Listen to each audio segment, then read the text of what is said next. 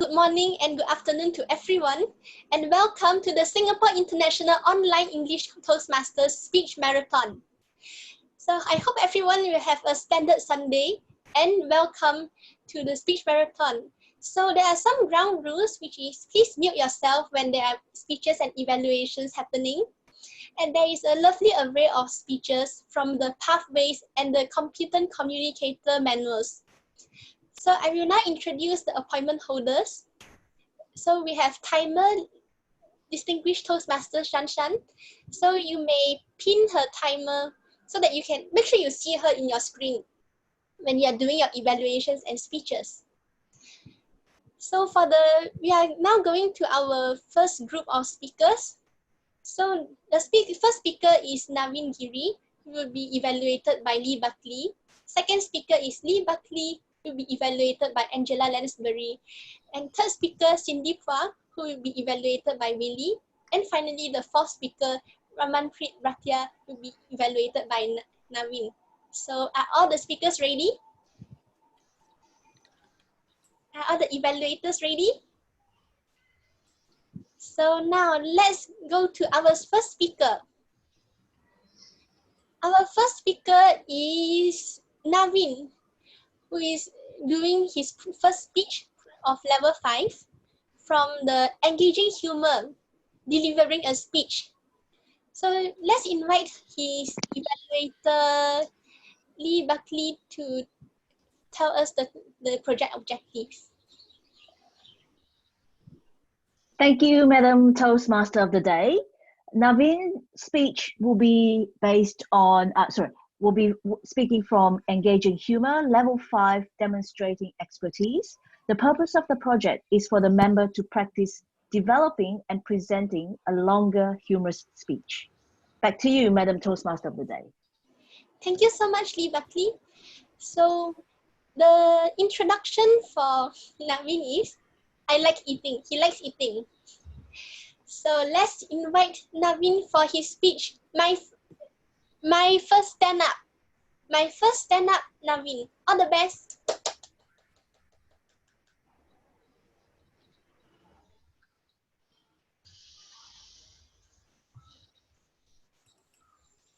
Yeah, I'm just playing with you guys. I'm unmuted. So anyway, good morning to fellow Toastmasters and everyone here. This is my first stand-up, which I will try to regale you with some jokes within the next 20 minutes. I don't know why they put it at 20 minutes. I think the people at Toastmasters were saying, hey, let's round it down to 20 minutes. And then, why not round it up to 30 minutes? Because there are some people out there who like to speak a lot, but not me. Jumping from a speech of 5 to 7 minutes to a speech that's 20 minutes is really a real huge leap. So I hope you guys bear with me this morning. It's crazy. As you can see, I'm playing with the light these days. So one side is shining on my face, the other side is dark. I look like one of those Batman villains. What's that guy's face? Two-Face, yeah. Today I'm going to talk about my weight program, my weight loss and weight gain program throughout my life.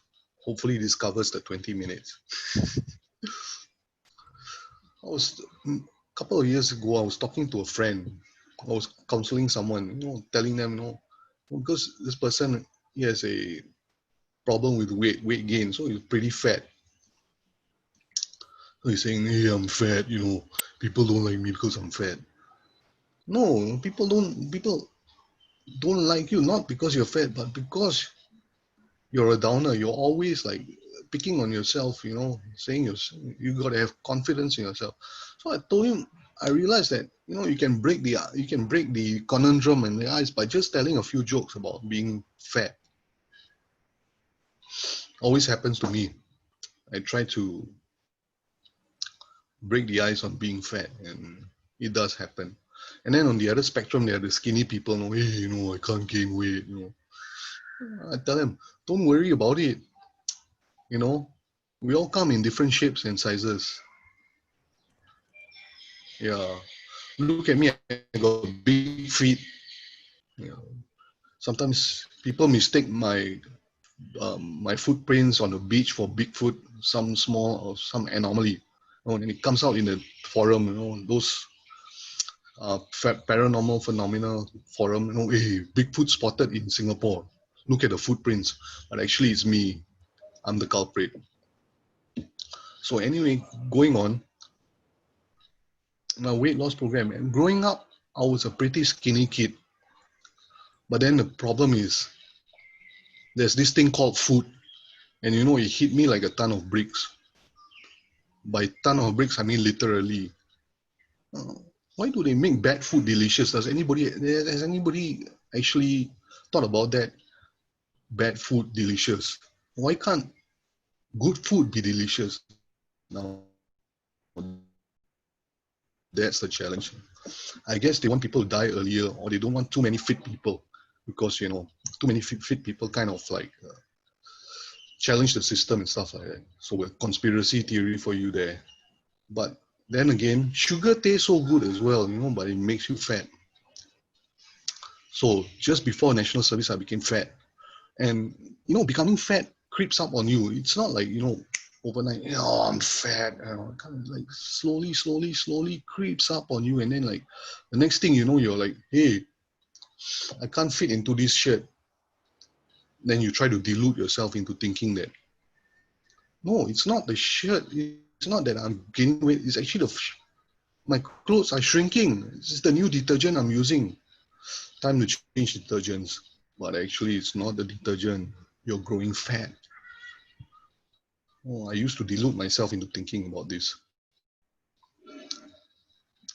Well, fellow Toastmasters, gaining weight is easy, but losing weight is like, whew. It's like rolling a rock up a hill. When you're going down the hill, gaining weight is like going down the hill with a rock. You just let the rock roll down. It's like you let yourself go, kind of thing. Let the rock run down, and then you chase after it. You just take your time. But going uphill is like losing weight for me.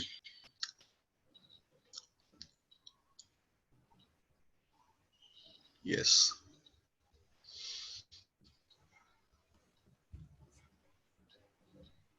So when I went into national service, they made us, national service in Singapore is whereby every Singapore male has to go through 2 years of this to serve the country. So we have to do 2 years of national service in order to lose weight. Not lose weight, serve the country. But when I went in, I dropped a few pounds. I was like 80 kgs when I went in, but by the time I came out, I was like 60 plus. And I was fit, I could run, I could jump, I could do everything. That was really something. And I was happy then. The funny thing, people think that fat people are jolly and happy, but it's actually the opposite. The thinner you are, the more jolly and happy you are. It's strange, right?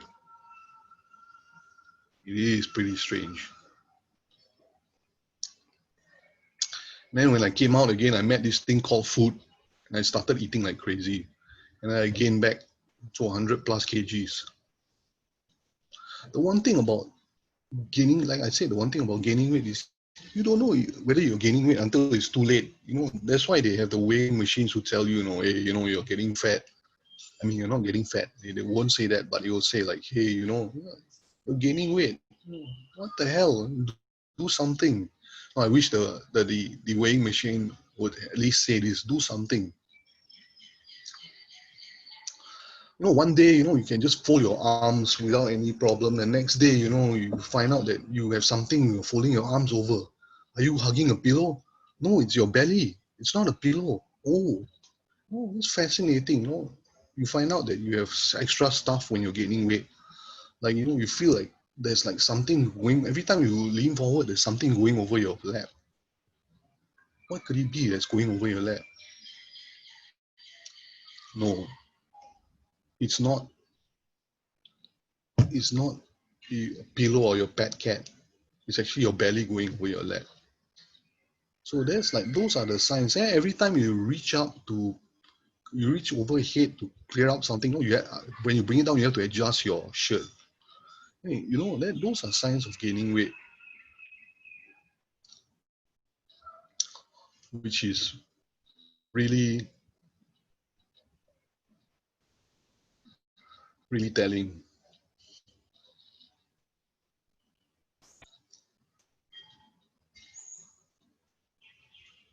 Sometimes when you're overweight, you kind of try to sit in a bus or a taxi, right? You have to take up 2 seats. People come and there's no seats on the bus. When people come in, they like look at you like, oh, hey, there's like, okay, sometimes you take up half a seat. So sometimes they come on a bus, they look at you like, can you like move in? How much can I move in, man? I'm taking up 1.5 seats. It's insane.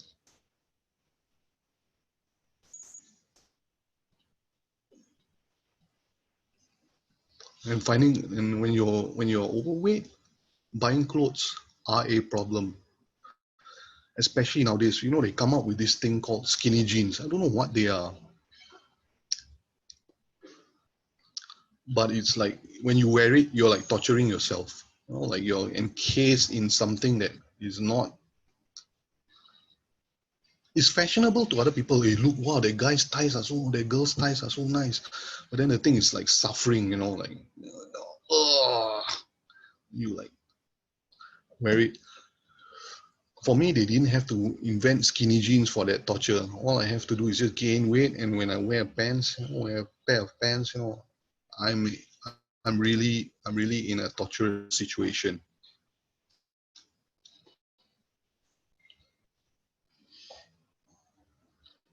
I like That's the thing. I like food as well. So when I was in Thailand a couple of years ago, I was on my way back to Singapore. I was on this platform. Across this platform, I saw a lady selling some meat buns. So I couldn't speak the language. There was this kid walking up and down. He could speak English. So I told him, "Hey, boy, what are those?" Then he told me, "Oh, the lady is selling meat buns." So I told him, "How much are they?" "Oh, about $10." So, okay, $10. So I gave him $20. I told him, "You buy one for yourself and you buy one for me."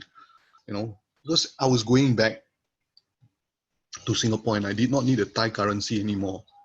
So I gave him that $20. I said, "You buy one for me and buy one for yourself." And he said, "All right." So he went away. I thought to myself, it was 10 minutes past. I thought maybe he bought it and maybe he took the money and left, ran away. 20 minutes passed.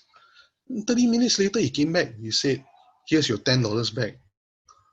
And he was eating a bun. There was only one left. So I bought only one for myself. So you see, food makes us act all crazy. And in any way you go in Singapore, if you want to break the ice or anything, just talk about food. Hey, there's this place, in Singapore where this thing is good and this thing is good. In this place in Malaysia, there's this place and it's good. This place and it's good. The worst part is, you're craving for something. People have been hyping it up on Twitter or Facebook. Hey, this place, Singapore, eat, go where. Where do we go and eat in Singapore? They have all these funny names. They just switch the words here and there.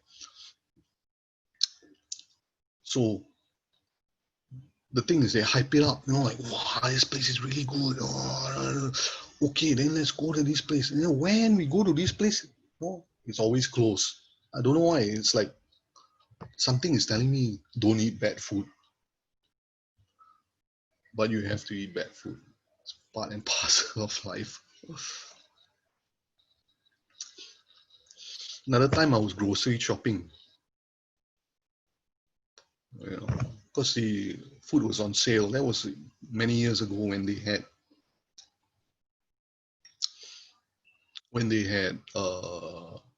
before they used the credit card and nets. So we used to go grocery shopping using money, using cash. So as I was lining up to pay for my items to check out, we were coming nearer and nearer the cash register. So when I reached the cash register, I saw written on there, please count your change after transaction. After leaving the counter, we will not entertain you. So I thought to myself, wow, so strict, really strict. So I went to the counter and then I did my thing. I counted my change. It was exact everything. And as I was leaving, this lady came back. She told the cashier, hey man, I think you all made a mistake. And the cashier looked at her, strictly no change, strictly no change. You should have counted, you read the sign. And she keep disputing, keep disputing. Then in the end, she gave up. The cashier was adamant, said, no, you can't change. So I walked out with the lady. Then the lady told me, yeah, rules are rules. Since she said that, looks like I got an extra $10 I can keep. So sometimes they make the mistake as well. So we're even.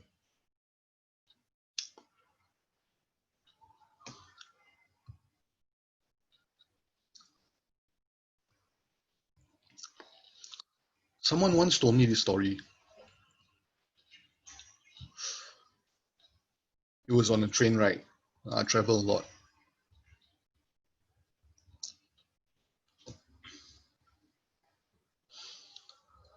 There were two guys walking into a mine shaft. So as they were walking through a mine, they came across a mine well. It's sort of like a mine shaft. It goes down. So they're wondering, how deep is this mine? How deep does it go? So the first guy took a rock. He threw it down. And then they didn't hear anything for a while. Then they waited for a few seconds. Wow, this is really deep. No, there's nothing there. Wow, man. So they took a bigger rock. They threw it down. They didn't hear anything for a while. Wow, this is really deep, man. I wonder how far it goes. Wow. So they were looking for something bigger because they want to hear the sound when it reached the bottom. So they had to look for something bigger. So they went searching around. Then they saw a cart, those push carts for in the mines they used to push the charcoal, So they took this cart, they lifted it up so heavily. Wow, they're hoping that at least we can hear the thing bang and break. So they threw it down the mine shaft. Then they listened, couldn't hear anything. Then all of a sudden they saw a goat running towards the mine shaft, and then the goat jumped into the mine shaft. Then they were surprised. Wow, why did that goat jump into the mine shaft? Must have been something downstairs over there. So they tried listening again, couldn't hear anything. Then a guy came along. He said, excuse me, did you all see a goat walking around somewhere here? Did you all see a goat somewhere around here? And he said, and they all were looking. No, we didn't see it. No, we saw a goat there. He ran down this mine shaft. And then he said, no, that couldn't have been my goat because I tied my goat to a cart. So that couldn't have been my goat. So actually that was his goat. See, my joke's bomb.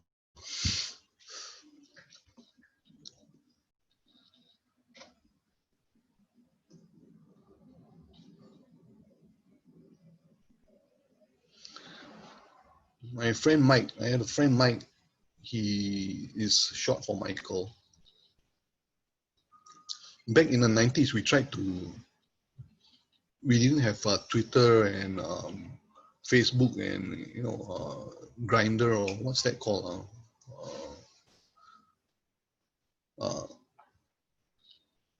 Those jokes, those dating apps.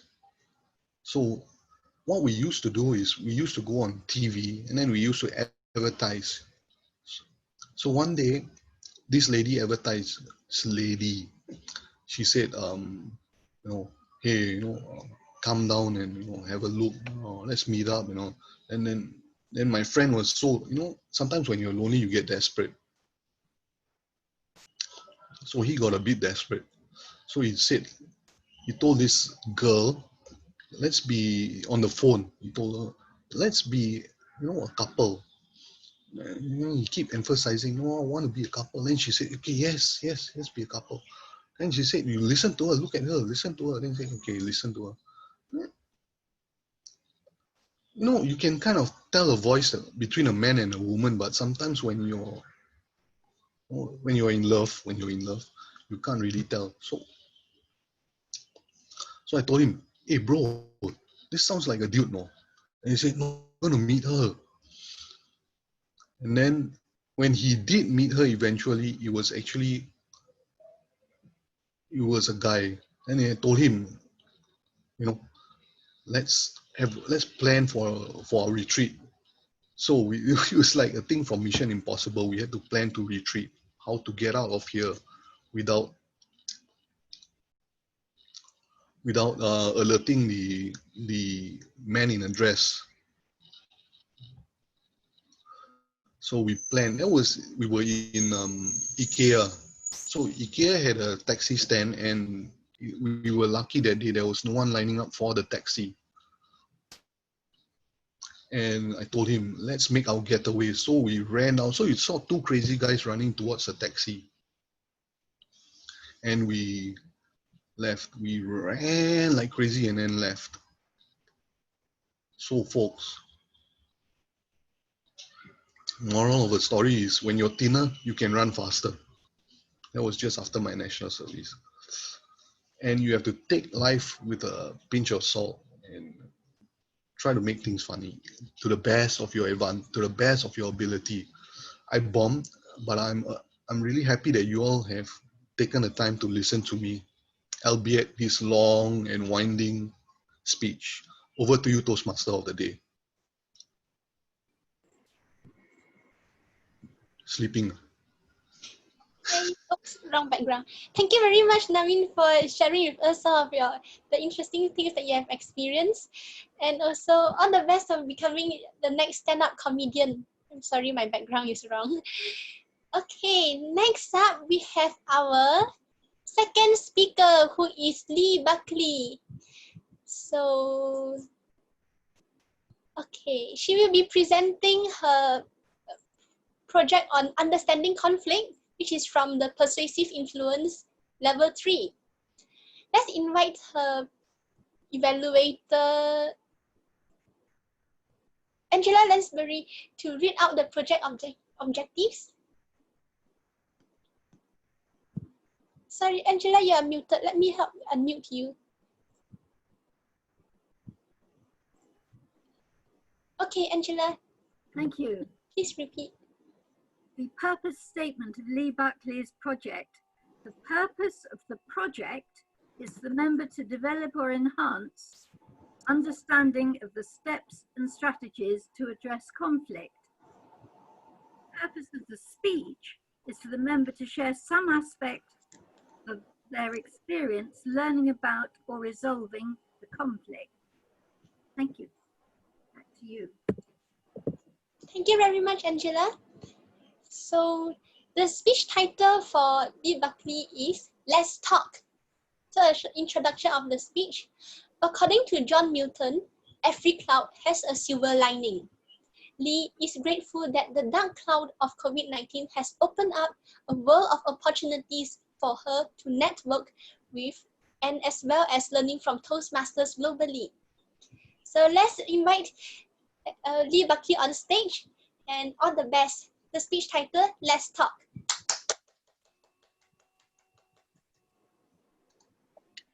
Thank you, Madam Toastmaster, ladies and gentlemen. I was part of an organizing committee for a work function many years ago, talking about squeezing blood out of rock. We were given only a mere $1,000 to organize an amazing Christmas in July party for 100 staff. $1,000 for 100 staff? What could we do with only $10 per person? We had varying views and, of course, lack of resources to complete the project. Some of us wanted to have themes like glamorous Hollywood Night of the Stars. Some wanted a colorful night of Bollywood dancing. Some even wanted a Christmas winterland of snowmen and skating on ice. Some wanted to spend money on important things like food and drinks, while others wanted to have a nicely decorated venue. No, I don't want to do that. I quit. A big blow up happened 3 weeks before the event. I had no choice but to try to resolve the situation. It was my first opportunity to show my boss I'm a great organizer. I wasn't going to let that opportunity slip past. What could I do? I consulted my friends. I rang them up 2 o'clock in the morning. They thought it was an emergency. But when they found out what I was after, I just lost another friend at that point in time. I searched high and low, and finally, Ilna came to my rescue. ILNE.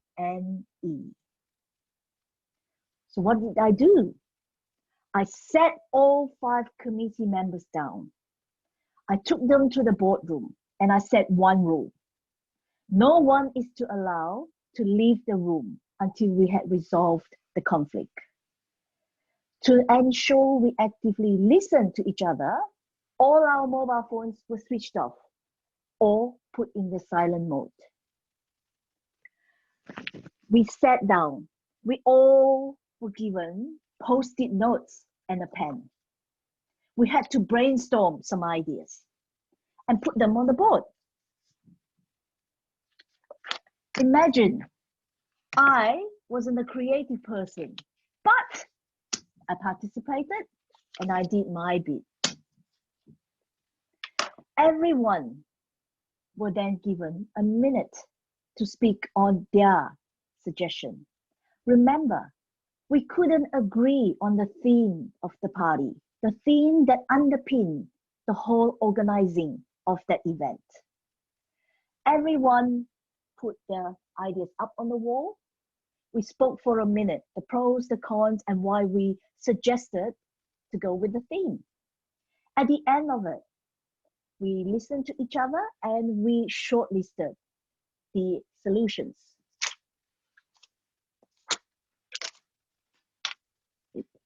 We came up with the theme for the night. The next thing was to do with vitamin M. What could we do with vitamin M? And again, of course, the suggestions came flowing through, and we used the same technique to try to come up with a solution. Ladies and gentlemen, it was such a successful party 3 weeks later when it happened. We had everyone dressed up in how they remembered Christmas. We had a competition where everyone was to bring in an item of their most memorable Christmas. Guess what? We didn't even have to spend a cent on decorating the venue. Instead, we spent the money on the most important things: food and drinks. We have to keep ourselves hydrated, right? Ladies and gentlemen, when you're faced with a conflict, remember my good friend Ilna. I identify the conflict.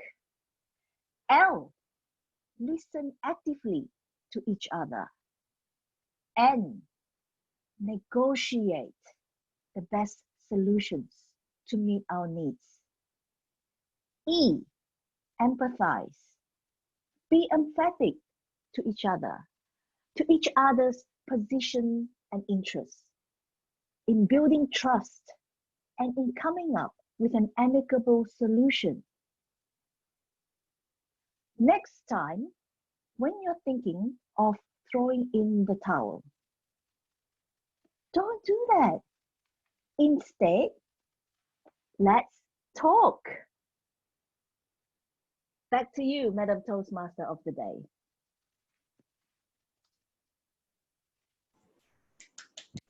Thank you very much for the lovely speech about your experiences and how you use negotiation in everything.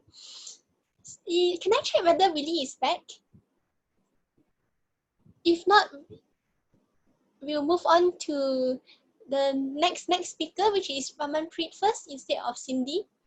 So has Ramanpreet and Naveen exchanged the evaluations already? Is Naveen ready? Hello. Oh, I'm sorry, I need to unmute you all. Hold on.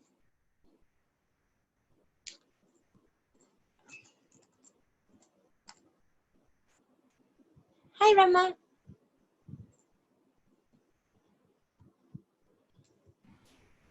I have yet not received the evaluation form by Naveen, or if I can use the... Naveen, oh wait, sorry, Naveen. I have already put my evaluation form for my speech on the chat box. Okay, great. So Naveen, are you ready to evaluate Ramanpreet? Yeah, okay, it's on a chat box, is it? Okay. Yes, it's on the chat box. Great. Hold on, Yeah, it's mentoring.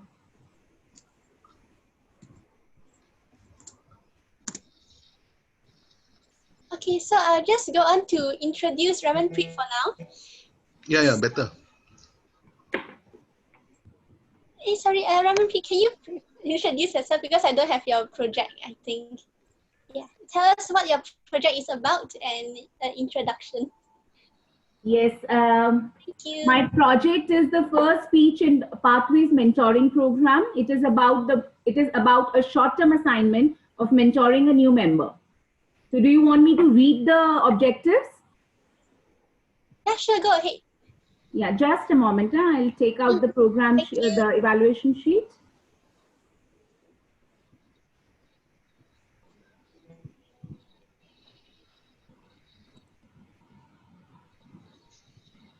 So the objectives, the purpose statement of the project is, the purpose of this project is for the member to apply his or her mentoring skill to a short-term mentoring assignment. The purpose of this speech is for the member to share some aspect of his or her first experience as a Toastmaster mentor.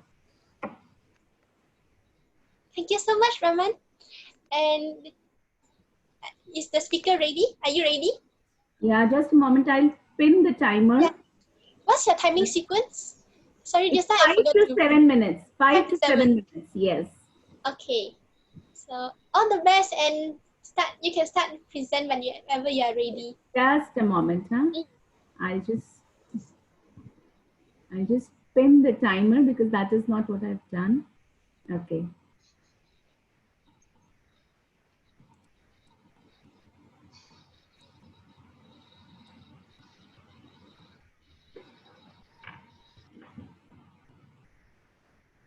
Am I visible? Am I visible? Yes, you are visible and audible. Okay, okay. Yeah. All the best. Thank you. Show me a successful person and I will show you someone who had real positive influence on his or her life. I do not care what you do for a living. If you do it well, I'm sure there was someone cheering you on or motivating and guiding you. A mentor. Toastmaster of the day, club president, fellow Toastmasters and distinguished guests. A very warm and hearty good morning to everyone. a mentor? An experienced member who provides guidance and support to empower protege to reach their goals. Recently, when I was reading an old magazine of Toastmasters, I read an article written by Dana Lamont, wherein she described an incident when she was traveling for a Toastmaster convention along with a fellow Toastmaster. That fellow Toastmaster recognized Dana Lamont as the winner of World Championship speaker. He asked him, what is the need to be still in Toastmasters? To this question, I was very elated to read Dana Lamont's reply. She said, I remain in Toastmasters because I have an obligation to give back what I received. I have an obligation to mentor new members of my club as I received the mentorship. How great is that? Those of us who are today's mentors were yesterday's students. Today's students will become tomorrow's teachers. And this cycle of mentoring is required to achieve the basic guidance principle of Toastmasters, and that is excellence. Can we imagine Mark Zuckerberg, the CEO of Facebook, without his mentor, Steve Jobs? Why? Because during a mentorship, both the mentors and protege learn new ideas. They see different perspectives. They see new principles. And it is an enriching experience for both of them to see different topics, different people, different situations together. And this process makes mentoring a rewarding experience for both of them. But hey, hold on. Who is my protege? Where is my protege? Again, the same question. Can we imagine Steve Jobs' mentorship without a protege like Mark Zuckerberg? I have always felt that why should one become a mentor? There is no monetary benefit involved. There is only an investment of time and your energy. Then my views took a 360-degree turn about a year and a half back, when a new member joined our club. A member to whom I have always looked up to. A member who was already a highly established and reputed leader in his own field. A member who asked me to be his mentor. And that member, ladies and gentlemen, happens to be my husband. Because I was more senior and more seasoned Toastmaster as compared to him. And then I realized the basic purpose of mentorship, that there is always something to learn from a supportive person who is willing to listen to you without making any judgments, who provides guidance to you, who asks questions, and vice versa. Though he is my mentor in my professional life, here I was senior. I was mentor. I started putting him up on speech rehearsals whenever he was about to deliver a speech in our club. I started working on his time management during these speech rehearsals. I started working on his vocabulary, his body postures, his voice modulation. I tried using my Toastmasters experience, the strengths which I have, the weaknesses which I have, the mistakes which I made, the good things that I made during my Toastmasters journey. I tried to explain him. This experience has made me realize that giving hours of speech on any subject without any without making any efforts to your speech, where your speech is more and more content based, where people are listening to you on the basis of your contents and not on the basis of your overall presentation. Say for professional topics, it's easy. But here in Toastmasters, when we are speaking on random topics, you are judged, or rather evaluated, not judged, you are evaluated on the basis of your stage presence. The whole experience has made me more patient, more empathetic, more caring towards other members of my club, and has helped me shaping my club's success plan by introducing more and more of mentorship, by providing more and more opportunities of mentoring. Ladies and gentlemen, I have been blessed to have very effective mentors throughout my life, who have helped me shaping my personality and carving my persona into a finished product that I am today. And I'm humbled to be given this opportunity of mentoring a new member. And again, would remind you those golden words of Jana Lemon, that I have an obligation to give back to my Toastmaster Club what I receive from it, to give good mentoring. So enjoy the journey. The conclusion, the core, the crux, again, some very good golden words by Julie Borden, which says, made of metal, the ladder of success is a network of interlocking hands. Those on the upward string make up to the next rung only because of an outstretched hand. And most of these hands belong to mentors. Thank you. Over to you, Toastmaster of the Day. Thank you very much for the wonderful speech about what you think about mentoring and your journey throughout all these mentor-mentee relationship. So next up, can I check whether Willie is back? Hi, Willie. If not, we may move on to the... Shall we move on to the evaluation segment? Is our first evaluator available now? Let me unmute the first evaluator to chat with you.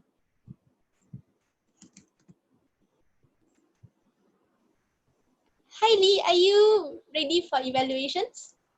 I can. Okay. It's the evaluation 2 to 3 minutes. Yes. So hi Cindy. Okay. May I put you in the next segment? So after evaluations, we'll go back to you again. So, okay. So now we are going to evaluate the first 3 speakers, which is Naveen, Berkeley, and Cindy by their respective evaluators. The timing sequence is 2 to 3 minutes, and make sure you pin the timer so that you can see the timing sequence.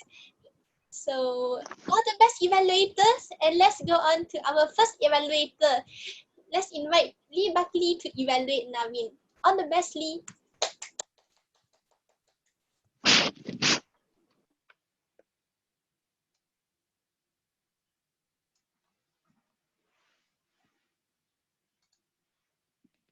Thank you, Madam Toastmaster of the Day. Thank you, Naveen, for entertaining us with your speech on being on the bigger side of life. In evaluating Naveen's speech today, I referred to the project's objective. The objective was for him to practice developing and presenting a keynote style speech with humor. A keynote speech is a talk that establishes a main underlying theme. Keynote speeches are usually based on a speaker's own experiences and knowledge, and can include motivational and inspirational elements. The important factor is that the keynote message needs to capture and hold the audience's attention. Naveen's theme today was on being overweight. and he shared his experiences with us, with some humor injected in his speech. Self-deprecation is a good way to engage with the audience, as a lot of us share similar experiences. On the other hand, I felt that the speaker had not met the objectives of his speech. It was more like a collection of personal anecdotes compared to a structured keynote speech. I would like to offer some suggestions for him to challenge himself. First of all, the title, My First Stand-Up.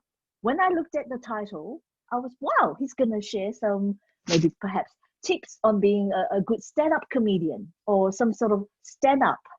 Instead, it was more about him trying to do a stand-up.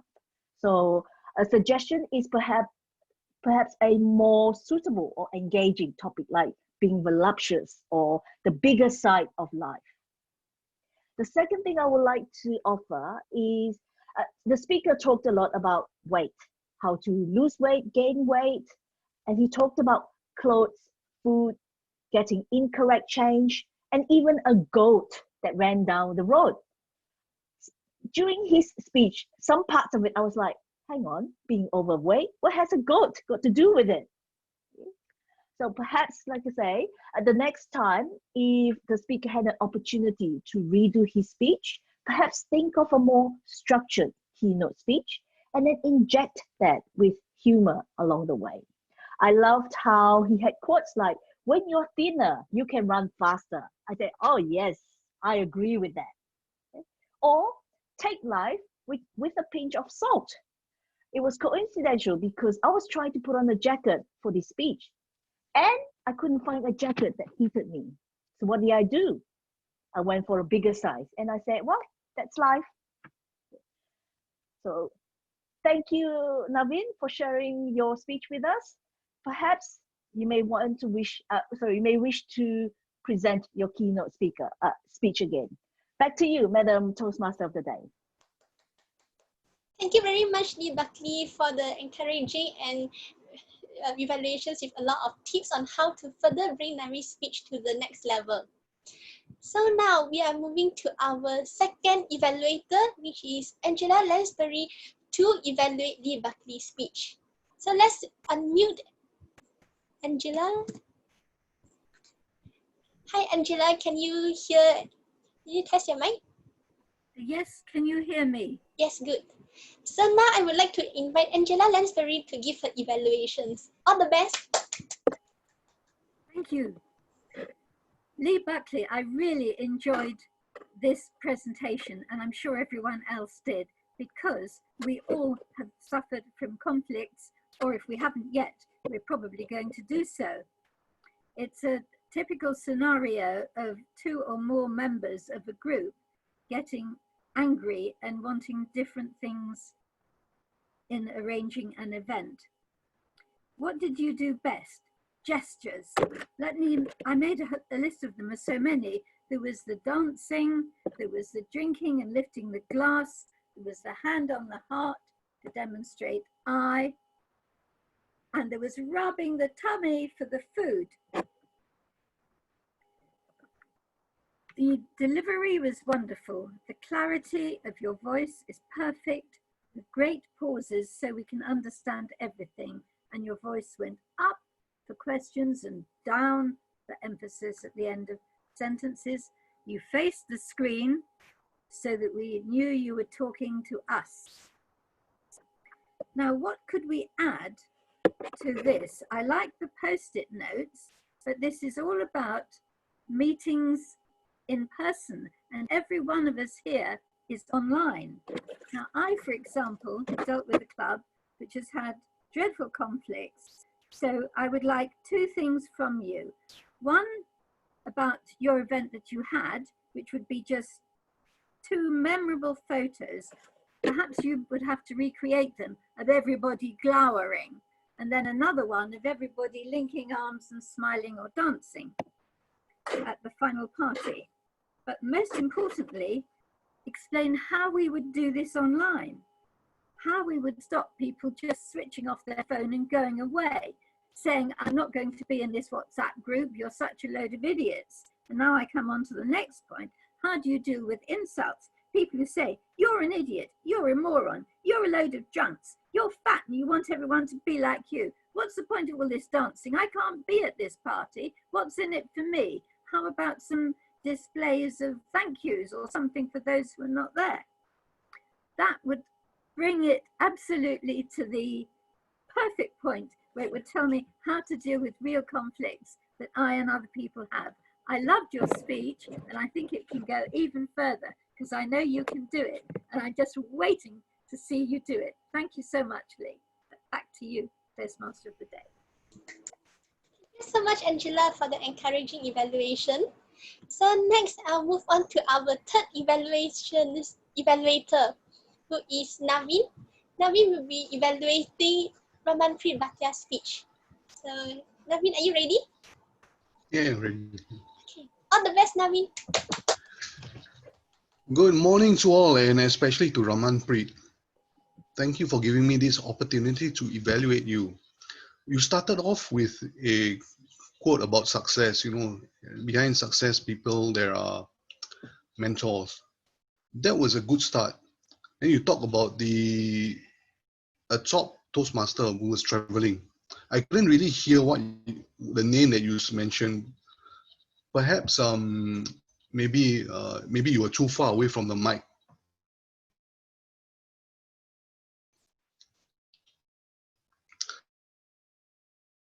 But the Toastmaster Club. Then you talked about a famous mentor-mentee relationship between Mark Zuckerberg and Bill Gates. How they, you know, and then you just said, you know, imagine, you know, if Bill Gates did not have a mentee like Mark Zuckerberg, and imagine Mark Zuckerberg does not have a mentor like Bill Gates. That's how your story develops, from the quote to the famous mentor-mentee relationship, and then you bring down to your personal relationship, whereby you talked about you being a mentor at last to your, of all persons, husband, and the relationship between a mentor the different steps you took to improve his voice, his inflection, and things like that. And what really impressed me about it is the summary. The summary was very good. You told us in the end, you know, you summed it all up in the end, what you should do, and, you know, as a mentor, how would you do it? Okay, what you can work on, Ramanpreet, is perhaps maybe you want to get a mic. If you want to move around, sit down and stand up, maybe you want to get a mic, or a mic that is Bluetooth one, that is attached to you, so that your sound does not, because some things I couldn't catch. Yeah, I'm also growing old, and my ears are my hearing is going up. The other thing is, you might want to work on telling us more about your husband as a person. That will add more flair to your speech. And that's all I have. Over to you, Toastmaster of the Day. Thank you very much, Naveen, for a very detailed evaluation. And thanks everyone for a great evaluation segment. Can I check whether Ramanpreet is ready to evaluate on Angela's evaluations? Yes. Okay, all the best. It's really short notice, but yeah. Speak in such a way that others love to listen to you. Listen in such a way that others wish to speak to you. Toastmaster of the Day, Club President, fellow Toastmasters. Once again, a very warm and hearty good morning to all of you, and very especially to Angela.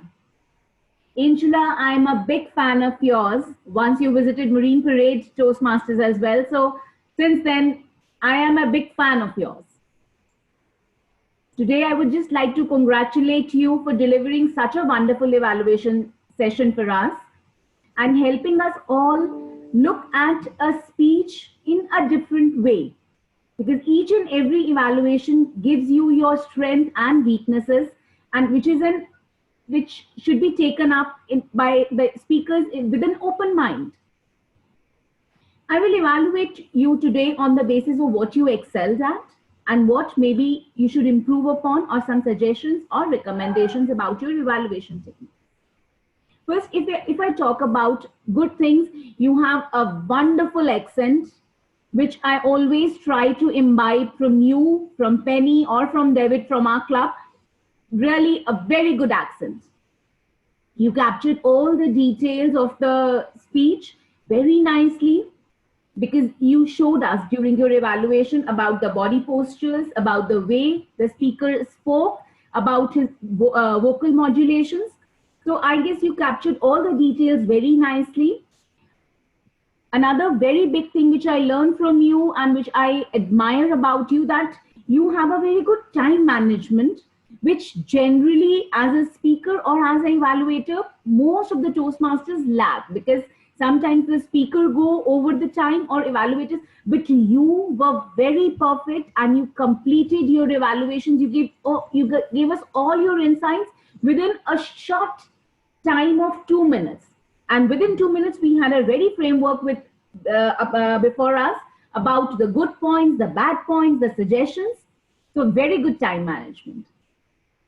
There are only two things which I mean, or rather just one thing which I would just like to recommend you, or is that, you know, since we have moved away from the physical meetings and online meeting is the new norm for us, most of us are struggling with making a proper eye contact with the people. When we are standing, then also we try and look at the screen rather than at the camera point. And this is what I felt in your evaluation too, that you were looking most of the time. I mean, I felt this came to me that you were not looking at the camera, that the point, the single point at which you should look at, so that the speaker to whom you are evaluating is having a good connection with you. That is the only improvement point which I feel over and all I learned from your evaluation. Thank you. Over to you, Toastmaster of the Day. Thank you very much, Madam. Ramanpreet, for your very positive evaluations. And that's the end for the first segment of evaluations. So before we go to the break time, I would like to just let everyone know the order of the next segment. So after the break, we'll come to the first speaker, which is Cindy Phua, evaluated by Willie. The second speaker, Dinesh, to be evaluated by Naveen. Trailing to be evaluated by Alicia. Penny, evaluated by Cindy. And Shanshan, evaluated by Elizabeth. So is everyone clear? And is everyone okay with this order? If everyone is okay, then we'll go to our 5 minutes break and come back soon. See you. Okay, yeah. See you later. Have a nice break. So, Li Xian, I'm the first evaluator lah. You are the second evaluator. Oh, all right, this cool. again, yeah. And also, speakers, please inform your evaluators your speech project and how they can get the evaluations. I'll put the link for the Toastmos link again inside. So if you want to find your speakers evaluation form, you can go there as well. And also, yeah, I think that's about it. So take a nice break and come back again in 5 minutes. 11:48. See you.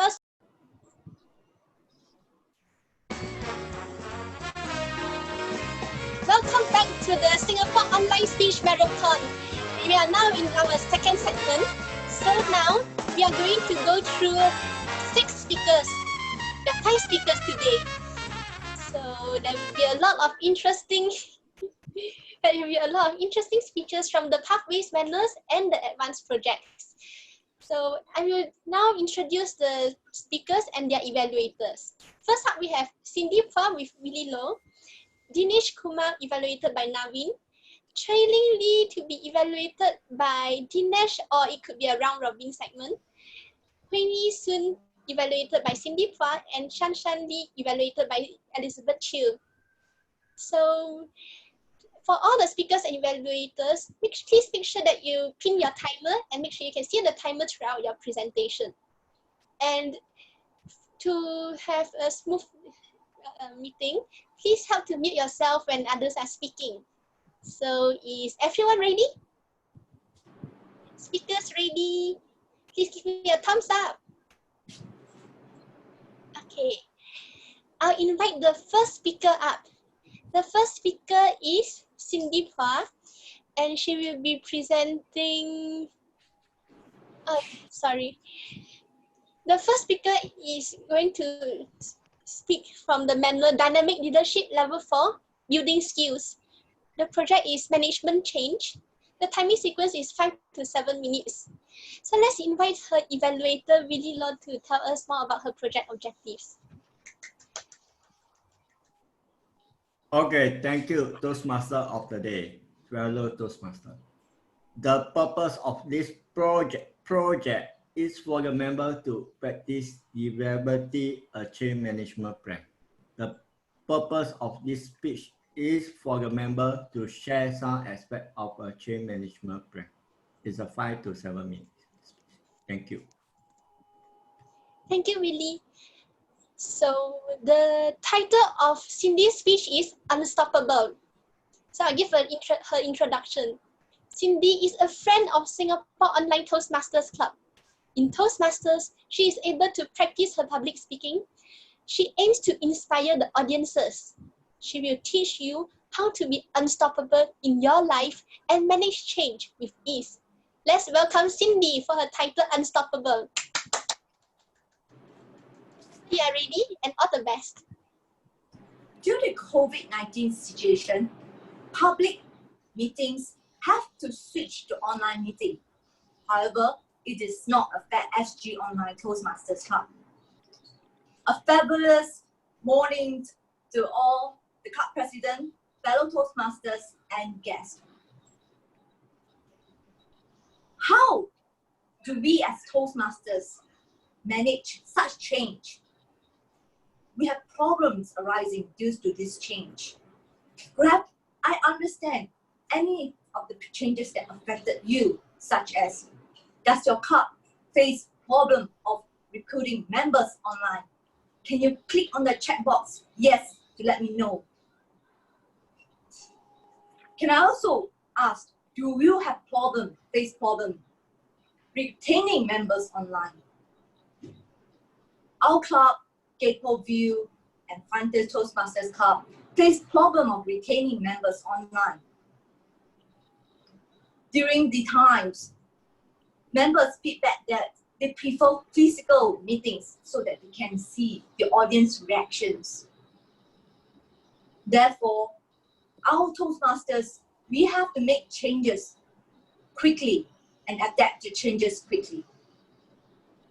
Because without meeting carry on, we will lose our members. We are very thankful with all SG Online Toastmaster Club being there to guide us how to run online meetings. In order to have the change management plan to be successful, we need to understand the situation and how to solve the problem. The first thing that we need to understand that safety of our members is the most important. Therefore, the EXCO have to agree to conduct online meetings for the safety of every member. The next step, to assess the pros and cons of having online meeting. For myself, I personally enjoy online meeting. I'll share with you my views on that. In online club meeting, first, we did save traveling time. This is which I like a lot. We need not spend time traveling to clubs. And this time savings is very important to me as a mother of 2 sons. The second, I enjoy being at home because I can also monitor my sons when I'm at home doing online meeting. Third, we can make friends internationally on online club meeting. We can invite people from all over the world to join our online club meeting. Is that wonderful? 3, or 4, with online club meetings, there's a lot of good things that we can do. Is that we can have the opportunity to speak to over 100 people of members. Therefore, it allows me to inspire people with a large number of people.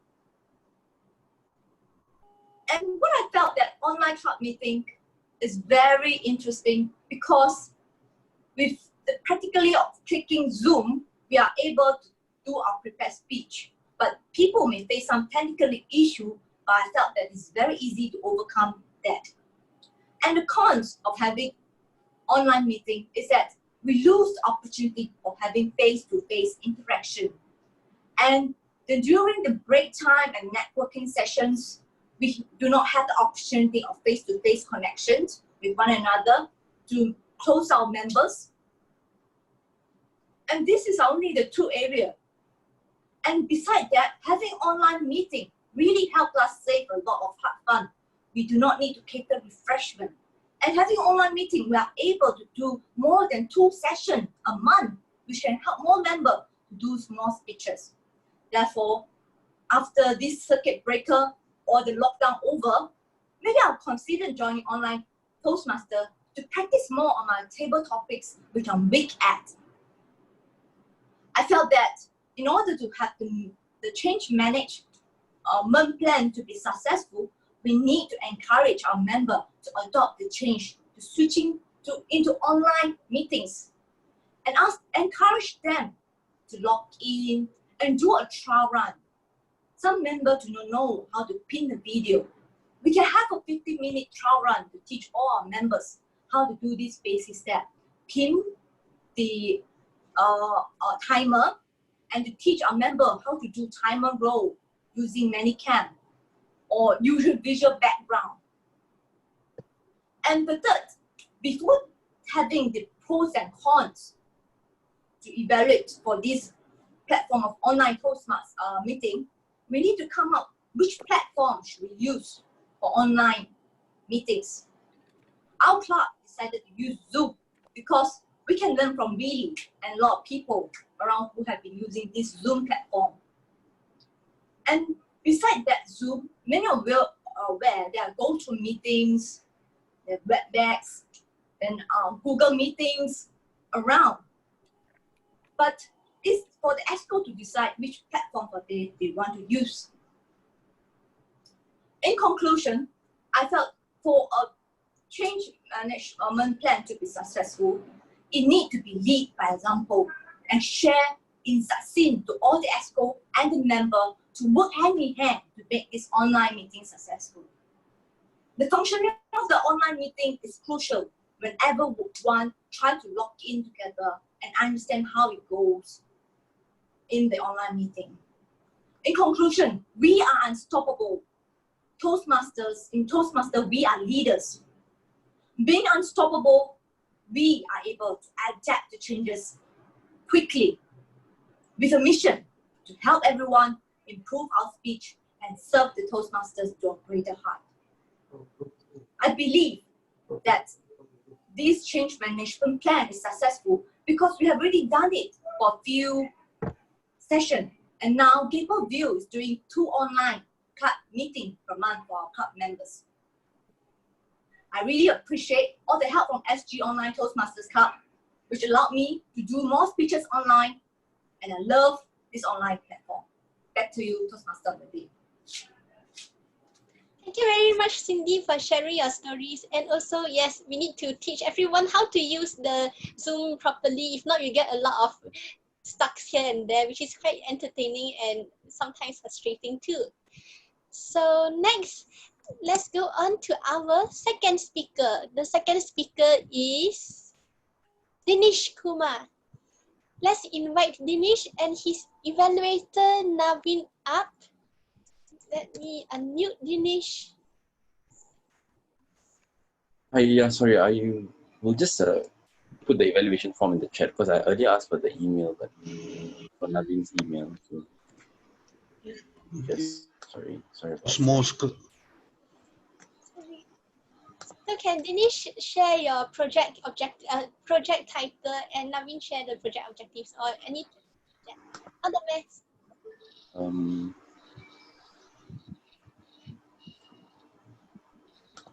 Okay, the purpose of this talk is for the speaker to present 6 to 8 minutes analysis of a concept, idea, theory, historical force, or social political issue.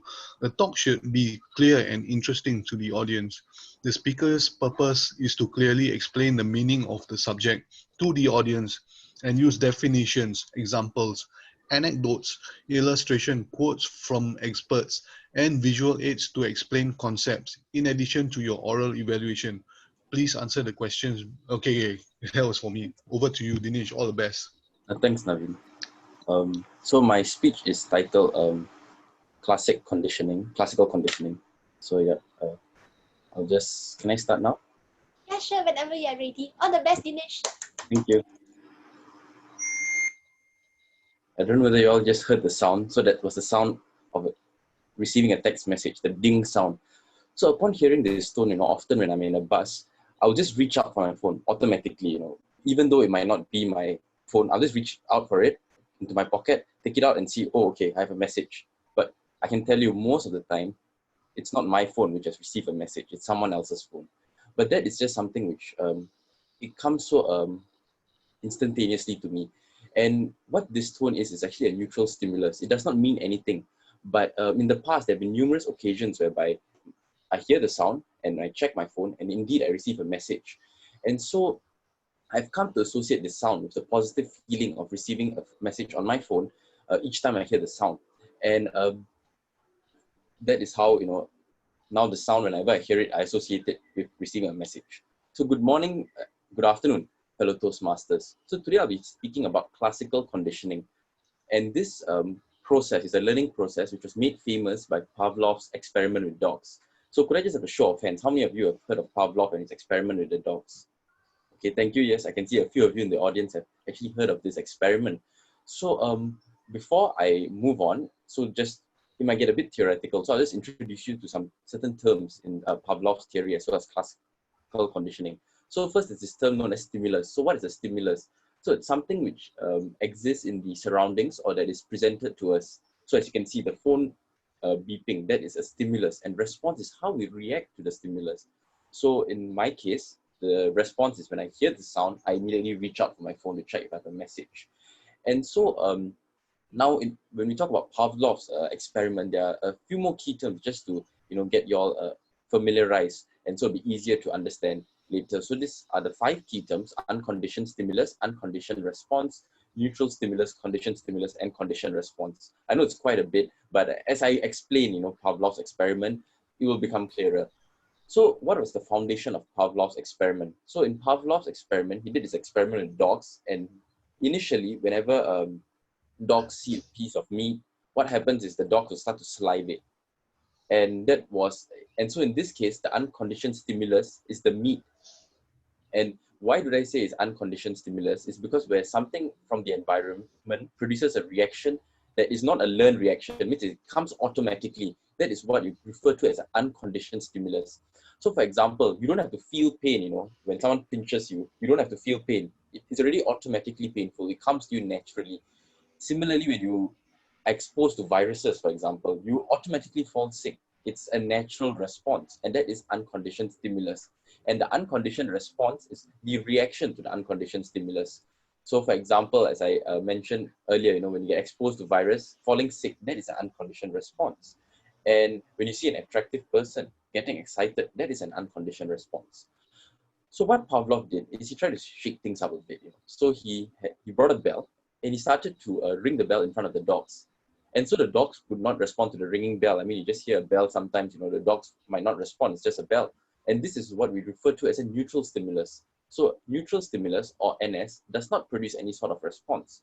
So for example, I go out and I see a tree. And when you go and see a tree, don't forget to have your mask on right now. So when you go out and you see a tree, you don't pay much attention to a tree. I mean, it's just a tree. But similarly, when you see a chair at a restaurant, you won't react to it. It's just a chair. That's neutral stimulus. It means it produces no sort of response. So in Pavlov's study, what he did, he actually presented the meat to the dog and at the same time rang the bell. And this happened several times. Maybe, I'm not too sure what the exact numbers, but he did it several times. So again, I believe it was like 20 over times, or if I can recall correctly. And as a result, the dog began associating the sound of the bell with, meat being shown to it. So each time the bell was rung, what Pavlov did was he actually brought the meat in front of the dog, and the dog would begin to salivate. And so eventually, the dog would just salivate to the sound of the bell. So this is the process known as acquisition. So as you can see right here, where the unconditioned stimulus and conditioned stimulus are presented together to produce the conditioned response. So the unconditioned stimulus, as I mentioned earlier, was the sight of the meat. The conditioned stimulus right now is the bell. So, and as a result, after doing this several times, even when he took away the meat, just ringing the bell, the dog would start to salivate. So the dog actually began to learn to salivate to the sound of the bell. And when this occurs, the bell, which I earlier explained, it's just a neutral stimulus, no response. Now it produces a reaction from the dog, and this is referred to as a conditioned stimulus. So a conditioned stimulus is a substitute stimulus that triggers the same response as an unconditioned stimulus. And the dog's salivation response to this bell ringing, the conditioned stimulus, that's a conditioned response. So, but after, several times of ringing the bell and not showing the meat, what happened is that the dog will stop associating the bell with the meat, and this is known as an extinction of the response. So extinction occurs when the conditioned response stops because the conditioned stimulus, that is the ringing of the bell, hasn't been presented with a unconditioned stimulus, that is the piece of meat, for a bit of time. So right now you might be wondering, okay, that's quite a bit you've just mentioned, all this terminology, what are you getting at? So yeah, I agree. When I first heard of Pavlov's experiment, I'm like, okay, yeah, right now, okay, dogs, you can train dogs like that. You show them a treat and they'll sit down, that kind of a thing. But then I realized that actually, classical conditioning, Pavlov's experiment actually set the foundation for classical conditioning, and actually aspects of classical conditioning can provide much benefits in theory for people, not just dogs, for people like you and me. So, for example, and what I'm talking about is actually therapy. So, for example, in the case of trying to treat anxiety, there's this thing known as systematic desensitization. So, it's a type of exposure therapy whereby you have repeated exposure to something that's causing someone anxiety while that person is in a relaxed state. So, and when you do this, so when a person is in a relaxed state, you show something which causes anxiety, naturally the person will sort of try to overcome, this thing which causes the person anxiety. So it produces a positive response, a conditioned response to the natural unconditioned negative response, that you associate with a harmless stimulus. So for example, just in my life, I realized that actually my parents might have actually applied classical conditioning to me when I was younger. So when I was younger, what I used to do is I like to suck my thumb when I go to bed. So what my parents did was they applied this substance, which tastes disgusting on my nails. And so each time when I was younger, when I suck my thumb with the substance on, it just tastes horrible. And I'll stop sucking my thumb. And after a while, I just look at my thumb, even when they don't apply it, naturally, I just don't want to put my thumb inside my mouth. And as a result, I stopped sucking my thumb, and I can assure you that I don't suck my thumb still up till today. And so from today's speech, I hope you can see how classical conditioning is something which we can actually apply to our daily lives in order to kick bad habits, and it's something which I actually have grown to appreciate much after reading, just chancing upon this article about Pavlov's experiment. And I really hope that all of you have learned something today and will be able to apply it in your daily lives. Thank you.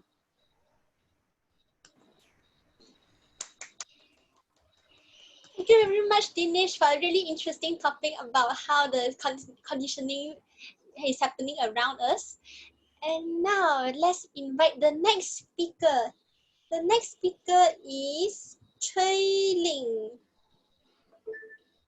Okay, our next speaker is Advanced Communicator Go Advanced Leader Li Chui Ling. She will be presenting from the High Performance Leadership Project. And let's invite her evaluator, Dinesh, to tell us the project objectives. Is Dinesh ready? Just give me a moment, I need to pull it out very quickly. Sure. So could I check again what is the speech again, from which manual? The speech is from the High Performance Leadership. I think I dropped a message to your inbox already. Oh, okay, sorry. Yeah, in the chat box. Or maybe Chui Ling can read the objectives. If you are Do you ready have- with it. No, now who is evaluating me? Dinesh, I've sent him the evaluation form already. Oh, okay. Yeah. So would you like to read the evaluation, the objective, since if you have it ready? Okay, yeah, I think I see it now. Okay, great. Sorry, I just. Okay, so this is the. So this is not introduction to Toastmasters mentoring, right? Because I just received that from.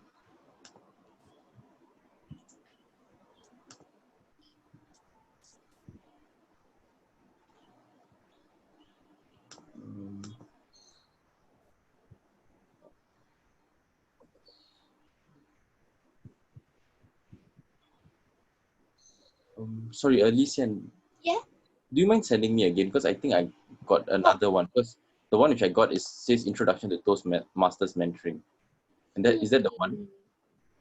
Actually, is it the one? Oh. It's not right. Okay. Yeah, I just wanted to. Dinesh, I forward to you. Oh, Okay, thank you. Thank you. Thank you. Sorry about the hiccup. Sorry about that. Yeah, so didn't. So, anyone has the objectives? Sorry, Willie, are you sending on the chat or email? Willie is muted.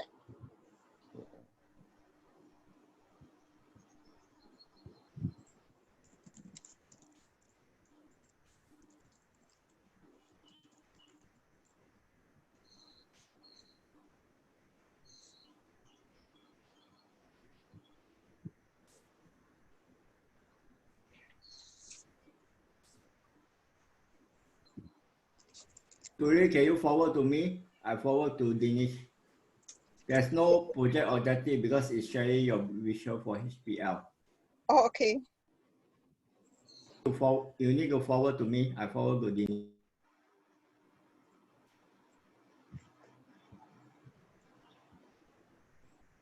This is how to do.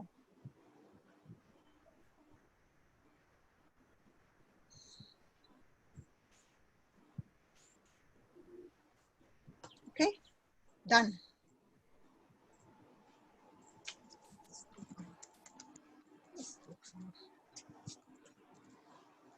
So, anyone got the project objectives? Can Dinesh read out the project objectives? Thank you. Okay, yeah, I just got it. Okay. So this is evaluation guide for presenting the results. Okay, so the Toastmaster presenting the speech project has been working on the Toastmaster International High Performance Leadership Self-Study Program. As part of the program, the Toastmaster selected a project for which he or she could exercise leadership skills. In this speech, the Toastmaster is to share the results of the project with club members and discuss his or her learning experience. And okay, yeah, that's all. Yep. And the speech, there's no speech timing here, so could I confirm how long is the speech timing? 5 to 7 minutes. Okay, sure. Thanks. Yeah, all the best. Yeah, I give the introduction for Chui Ling. So, the speech title is Never Give Up. Make it or break it, virtual recruitment membership drive to save my dying club during COVID-19 pandemic. So Chui Ling is from Hong Ta North Toastmasters Club. She is a mother of 3 young adult children. She joins Toastmasters to improve her English language and to gain confidence. So let's give it up to Li Chui Ling. All the best. And please pin your timer or make sure you can see the timer. The timer is Shan Shan.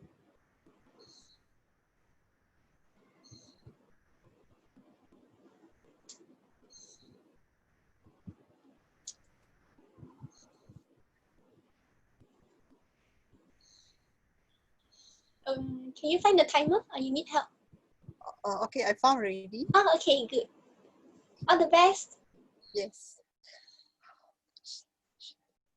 Can you see my share file? No, I cannot see. Okay, something is coming. I can. Okay.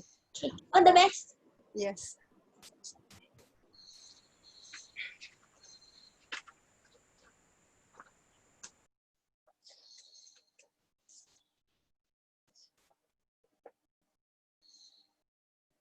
A very warm and good morning to all fellow Toastmasters. thank you for coming to listening my speech again. And to recap my last week presentation, it is whether to have the result now I'm presenting, whether my club has make it or break it. And this spirit of never give up, that to save my dying club during this COVID-19 pandemic. Today, I dress up. Why? You're wondering why I dress up as an athlete.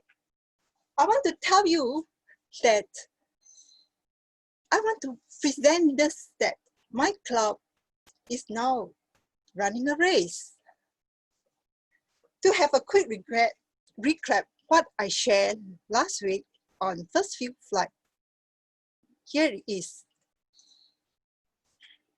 This is my title, My Dying Club. And what is it all about? And my vision is to recruit the club membership in the shortest frame in order to save the club from closing and giving up in this unprecedented time of COVID-19. And what is the mission that I come up with is to recruit members, at least 20 members by the end of April. And 29th of April is set by my club treasurer that to allow her to have a time to key in. What is the impact of it? Yes, if I make it, the positive impact is that my club stay afloat and safe, and my club maintain a good status of good standing status. Hongga North Club can even participate in Club Distinguished DCB Gold again. And we can go ahead to have a new formation of new ESCO team. And same like other clubs, in the full swing, we can walk through this turn and we go new pathway program for all members. And end of the Saving Dying Club, now my club can remain, all my members can remain. What if I break it? I have no regret. If I try hard, I really try hard, and I did not meet the deadline of 29 April 2002 to obtain 20 members. 20 members.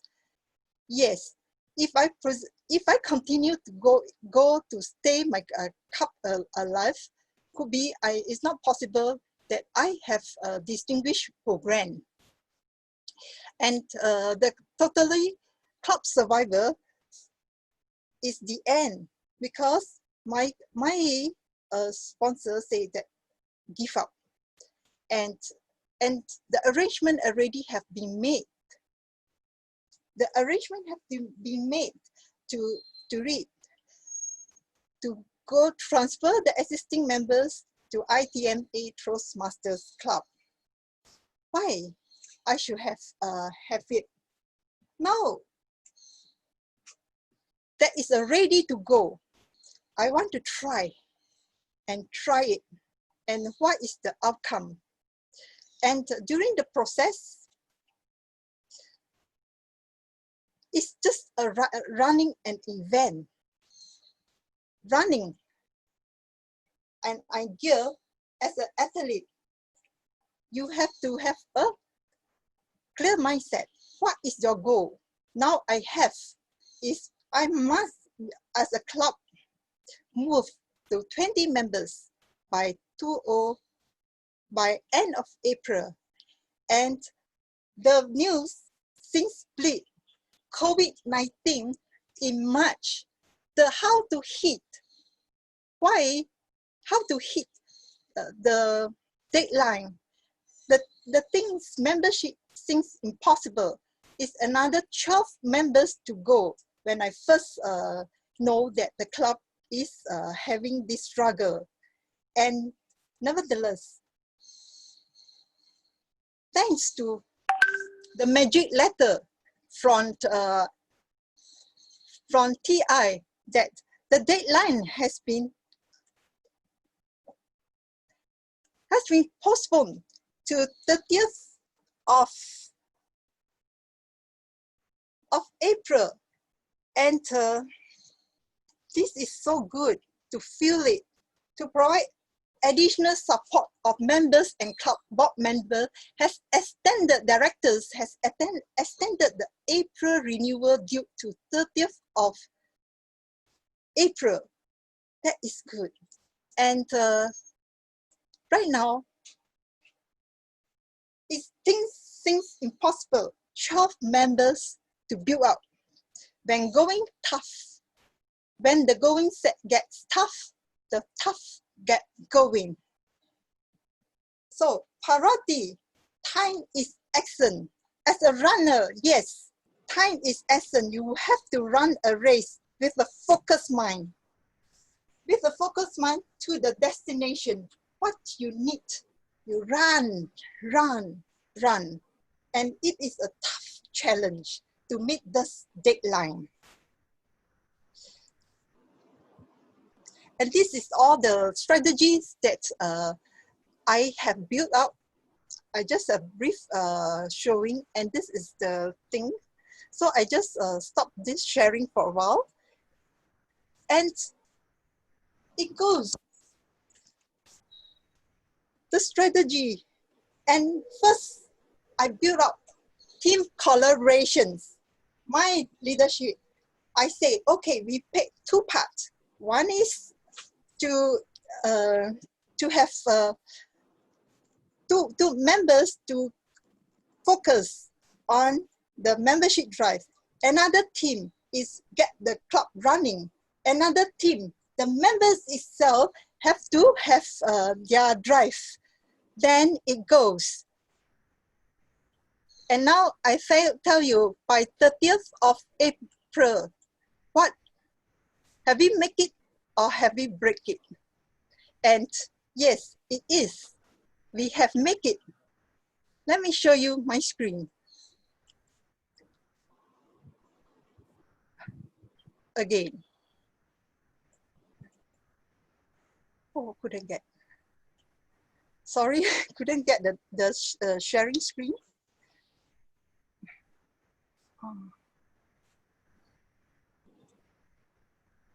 At Hong Kong North Toastmasters Clubs, it survived.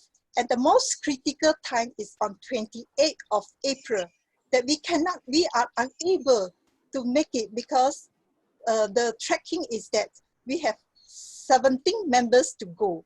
And now I have to have 2 members plus 1. And the spirit of the running to that race is like athletes, like having a cramped leg, having a difficult leg, but no, I have to go on. I drag my leg to the finishing point. And by 28th of April, that night, I have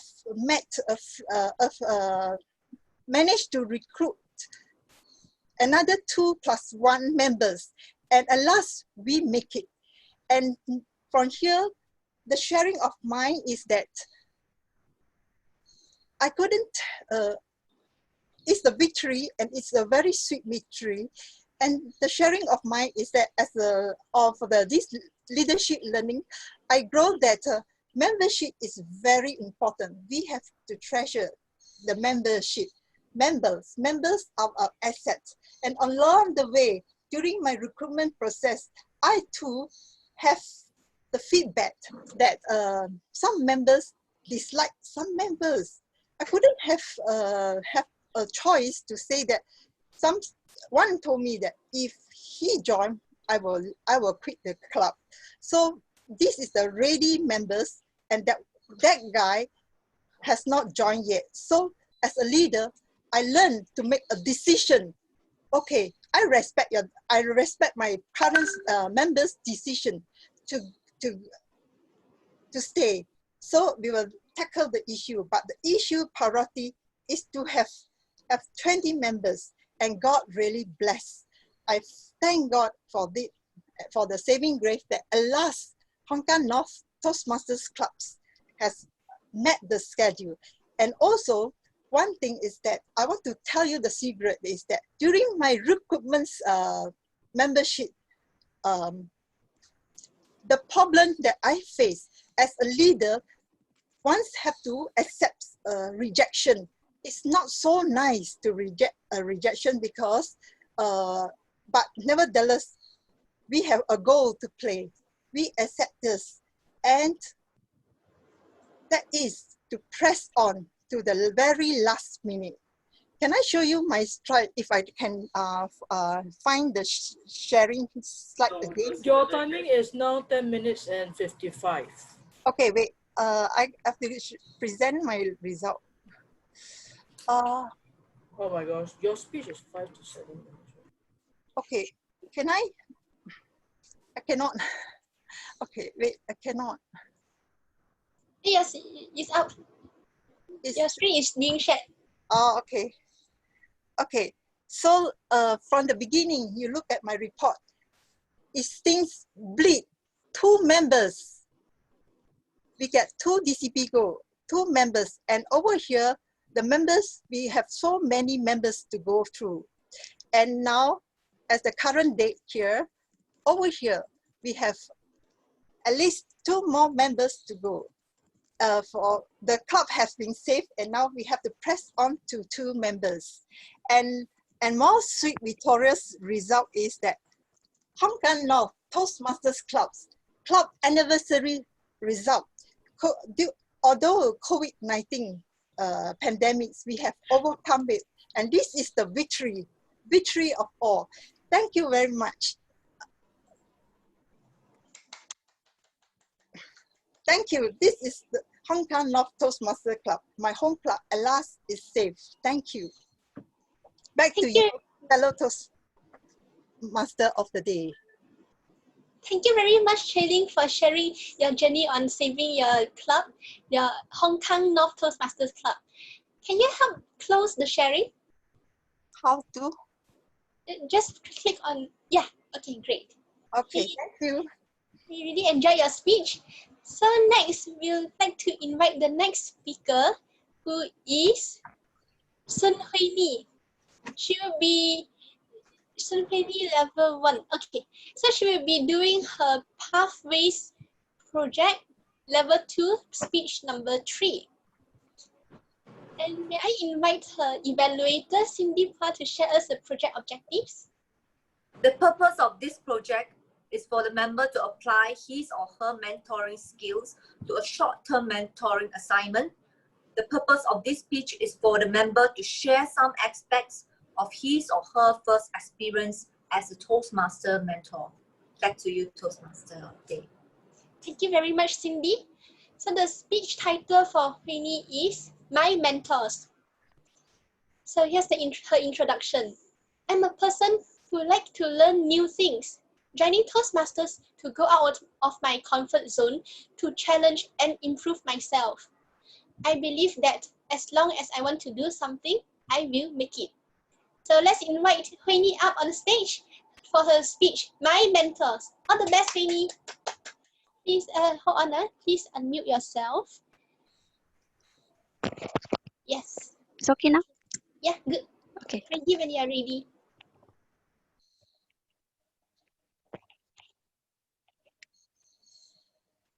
Good afternoon, fellow Toastmasters. John Crosby once said, mentoring is a brain to pick, an ear to listen, and a push in the right direction. I'm so glad that I have met some great people who have given me advice when I was facing a decision, who have listened to my issue when I need to talk, who have offered me support so that I can achieve my goal. In Toastmaster Club, I have Charlene Lee.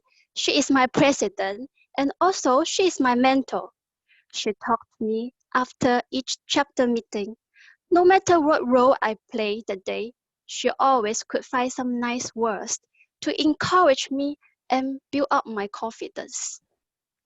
She always is there to give me suggestions When I lead to delivery a speech, with her help, I'm able to finish my Pathway Level 2 project, and I could have a big improvement in my speaking skills. Some people influence you in a specific field, and some influence you a whole life, like my big sister. Now, when I look back, I realize that she has impacted who I am today. She is my life mentor. Since I was little, I was much like a little puppy dog, follow her around, locking her attention. Her personality was outgoing and humorous, while I was introverted and quiet. She was born a social butterfly, and I was the opposite. After graduate, I came to live with her away from our parents. Those years, she always had many friends around. One day, she would help the old couple friend to see daughter.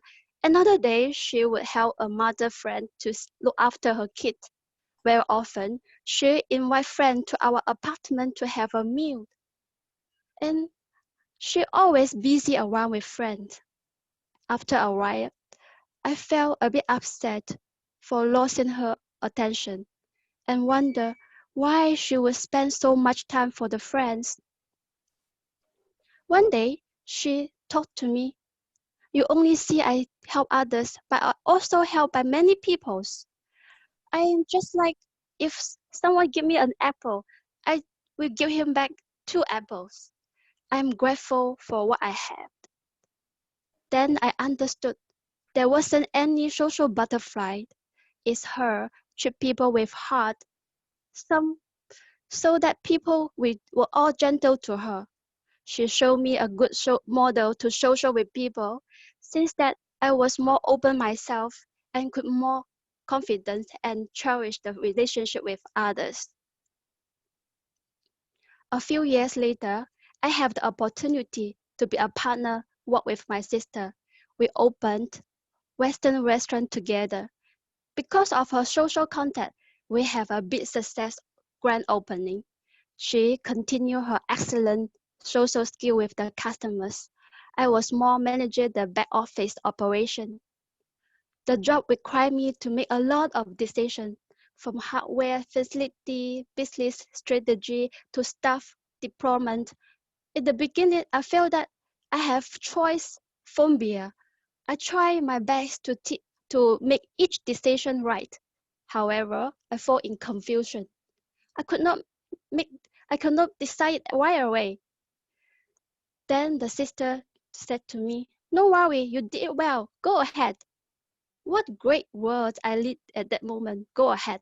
I just lit this slightly push, then I could go on ahead. That was my sister. Whenever I feel confusing, she was there to give me a push so that I could make the decision on time and reach the targets. Very soon, we become a perfect team. Business was running very well. We opened our second restaurant 2 years later. That was a wonderful experience to work with my sisters. She made me grow. She made me strong. She made me believe in myself that I could overcome all the confidence, no matter what comes by. 6 years have passed.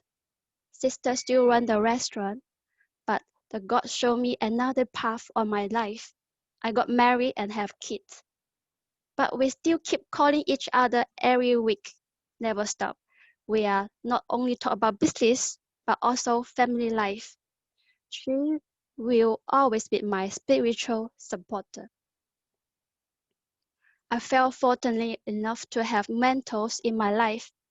They are like a bright light in the dark, like lighthouse in the sea. They guide me, encourage me, inspire me to be a better me. Thank you. Back to the Toastmaster of the day. Thank you, Queenie, for the lovely speech and your personal stories about how all your mentors were so encouraging and how you grew because of them. Next, we have our final speaker for this section. She is Distinguished Toastmasters Li Shanshan.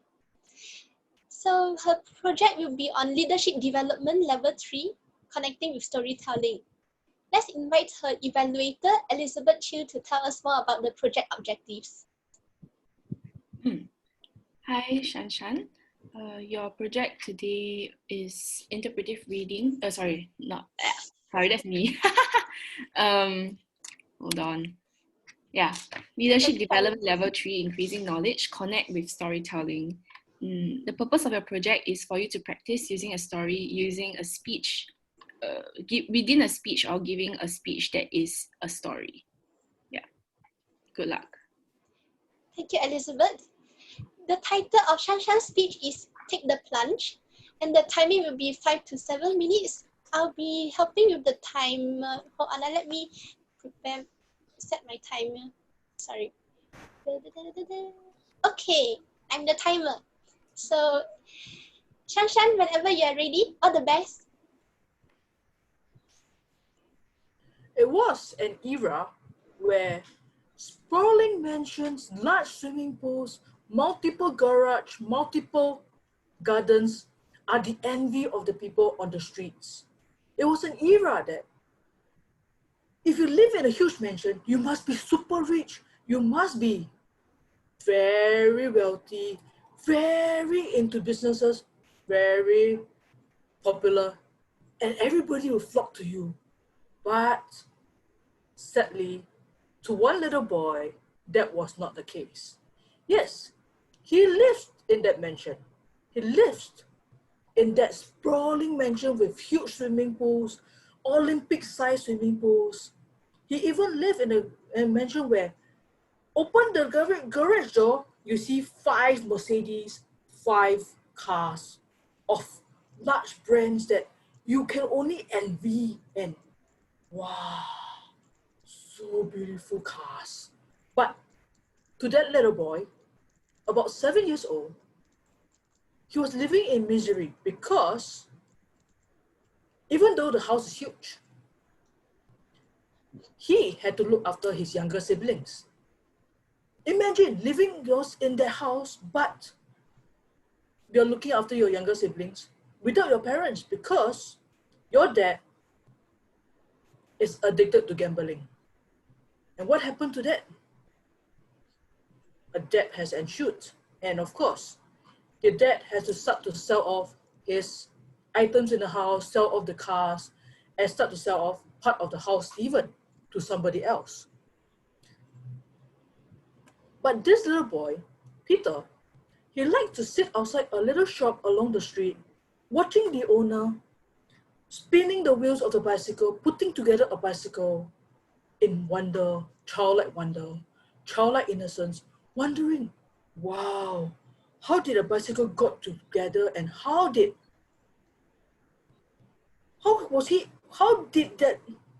that uncle manage to build a bicycle out of nothing? To him, it was a wonder. Aside from his school work, bicycle is something that he loves so much. And he liked to sit outside the store, looking at the bicycles, looking at how this store owners repaired all the broken bicycles, making it sprawling new, making it wondering, wow. He loved to sit there for the longest time. He would never disrupt the owner.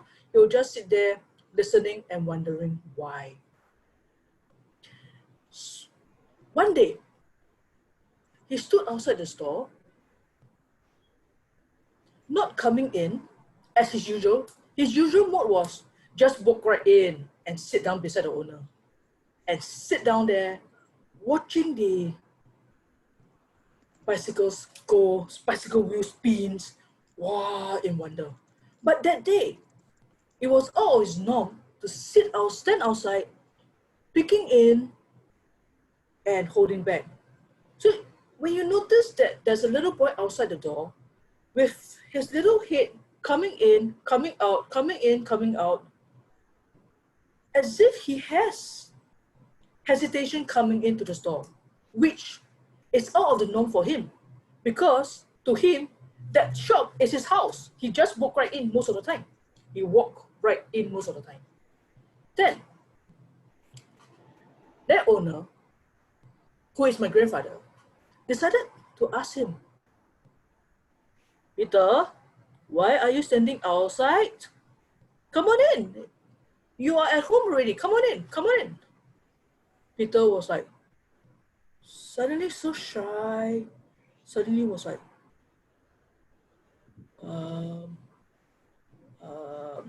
he was like wanting to come in, yet he dare not to come in. Suddenly, uncle, can,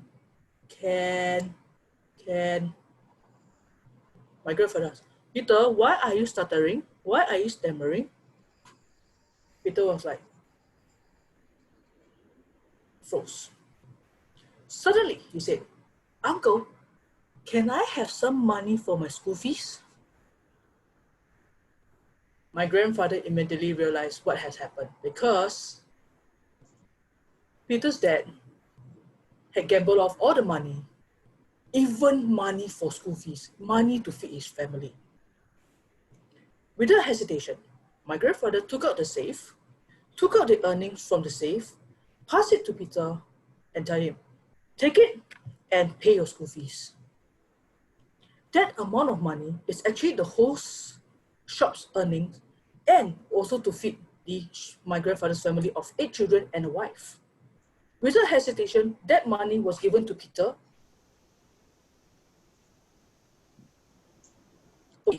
And what Peter did was, took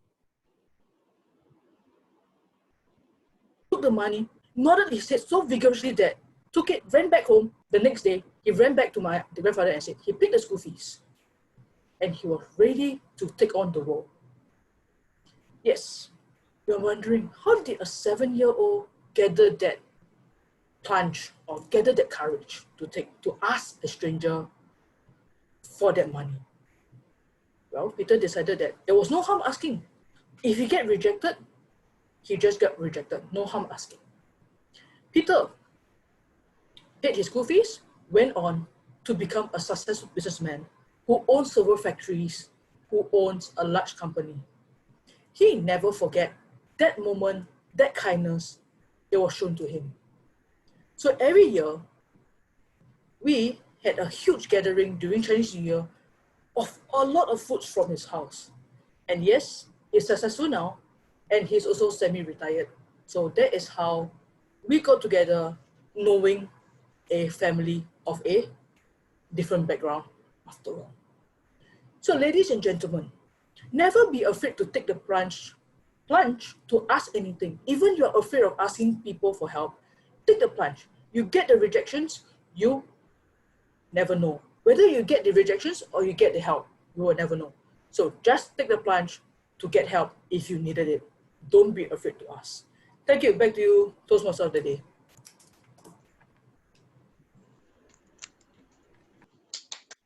Thank you very much, Shanshan, for the very inspiring story of Peter. And yes, don't just take the plunge and ask when you need help. So now we have completed the speaking sessions for group 2, and it's time for evaluations. Now I'll invite back the first speaker's evaluator. He is... Okay, let's invite Willie to talk about Cindy's class speech. All the best, Willie. Please, let's find the timer. The timing sequence for evaluations is 2 to 3 minutes.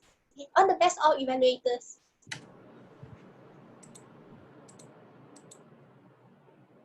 Fellow Toastmaster and guests, especially to Cindy.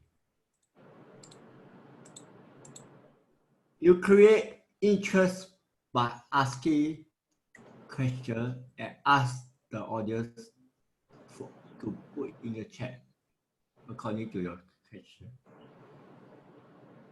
Your delivery, you measure many items like why you identify the situation COVID-19 and how to solve the problem. That is go online. You explain the reason why you need to go online. You explain the pros and cons. You explain the benefit of online club meeting, technology changes as a result for online meeting and the step or online meeting. You have a good delivery of what you want to speak, your message or your project objective. You should try to sit down doing this speech instead of standing, and you can use visual aids so that people can follow through. Your speech is a 5 to 7 minute speech, but you do it as a professional presentation that will take at least 15 minutes to half an hour to identify the point you measure. The point that you measure is good for a business meeting rather than a speech. Suggest you reduce your speeches to just 4 points. You should have a situation that measure the COVID-19 and how to solve the problem of no physical meeting, assess pro and con on online meeting, and the result of how online meeting have benefit your clubs. This should be your speech structure as a speech go for 5 to 7 minutes. What you have explained is a full detailed change management plan. The reason why I can say that because I'm a change manager myself. I know what you're speaking earlier is a full presentation rather than a speech. Suggest you reduce your speech and hope to listen to your same speech again with a less filter area, and you can focus on the 4 points that I have highlighted. Over back to you, Toastmaster of the day. Thank you very much, Willie, for the really detailed evaluations. Next, let's invite Dinesh to evaluate on Navin's. Let's invite Navin to evaluate on Dinesh's speech. All the best, Navin. Is Navin there? Yeah, I'm right here. Dinesh is supposed to evaluate my speech. No, just kidding. All the best. All right, man. Yeah, Dinesh and everybody around here. Thank you for having me evaluate you. It's an honor. And Dinesh, every time I hear your speech, you get better and better. You're blossoming to a better presenter. I really like the way you start off your speech. You don't give people an idea. You just tell them that, you know the sound of the chime on your phone. It's kind of like. Then you tell us what it is. What is the method behind it? Classical conditioning. Then you explain. You go into the explanation. You engage the audience. You ask us, hey, do you all know what this classical conditioning? Have you all heard of Pavlov's dog and the experiment with the dog, which is interesting. The bell and the salivation stimulus. Very interesting. Okay, the genesis of your speech started off from a anecdotal story of the phone ringing to the explanation of classical conditioning, and then you go into your own personal details of how your parents how they stop you from sucking your thumb. That was a really interesting way of putting it.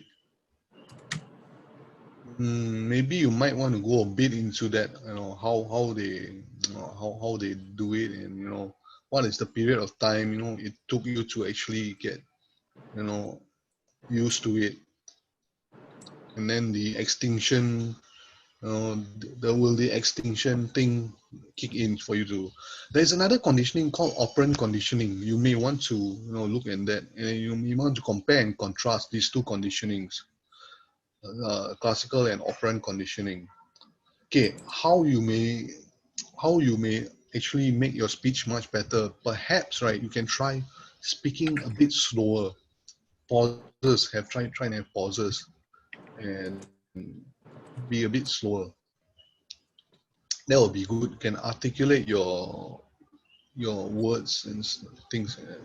Because I noticed that you like to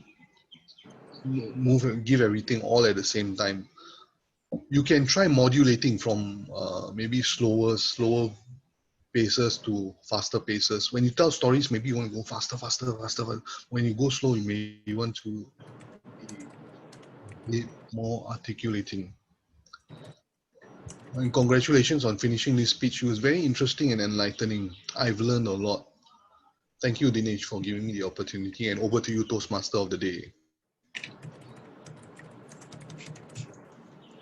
Thank you, Naveen, for the encouraging evaluations. So next we go to the third evaluator, which is Cindy to evaluate Penny. Is Cindy ready? Hi, Cindy. Okay, that's okay. All the best. Can I see the timer? Okay. Congrats, Queenie. You have given a very wonderful speech.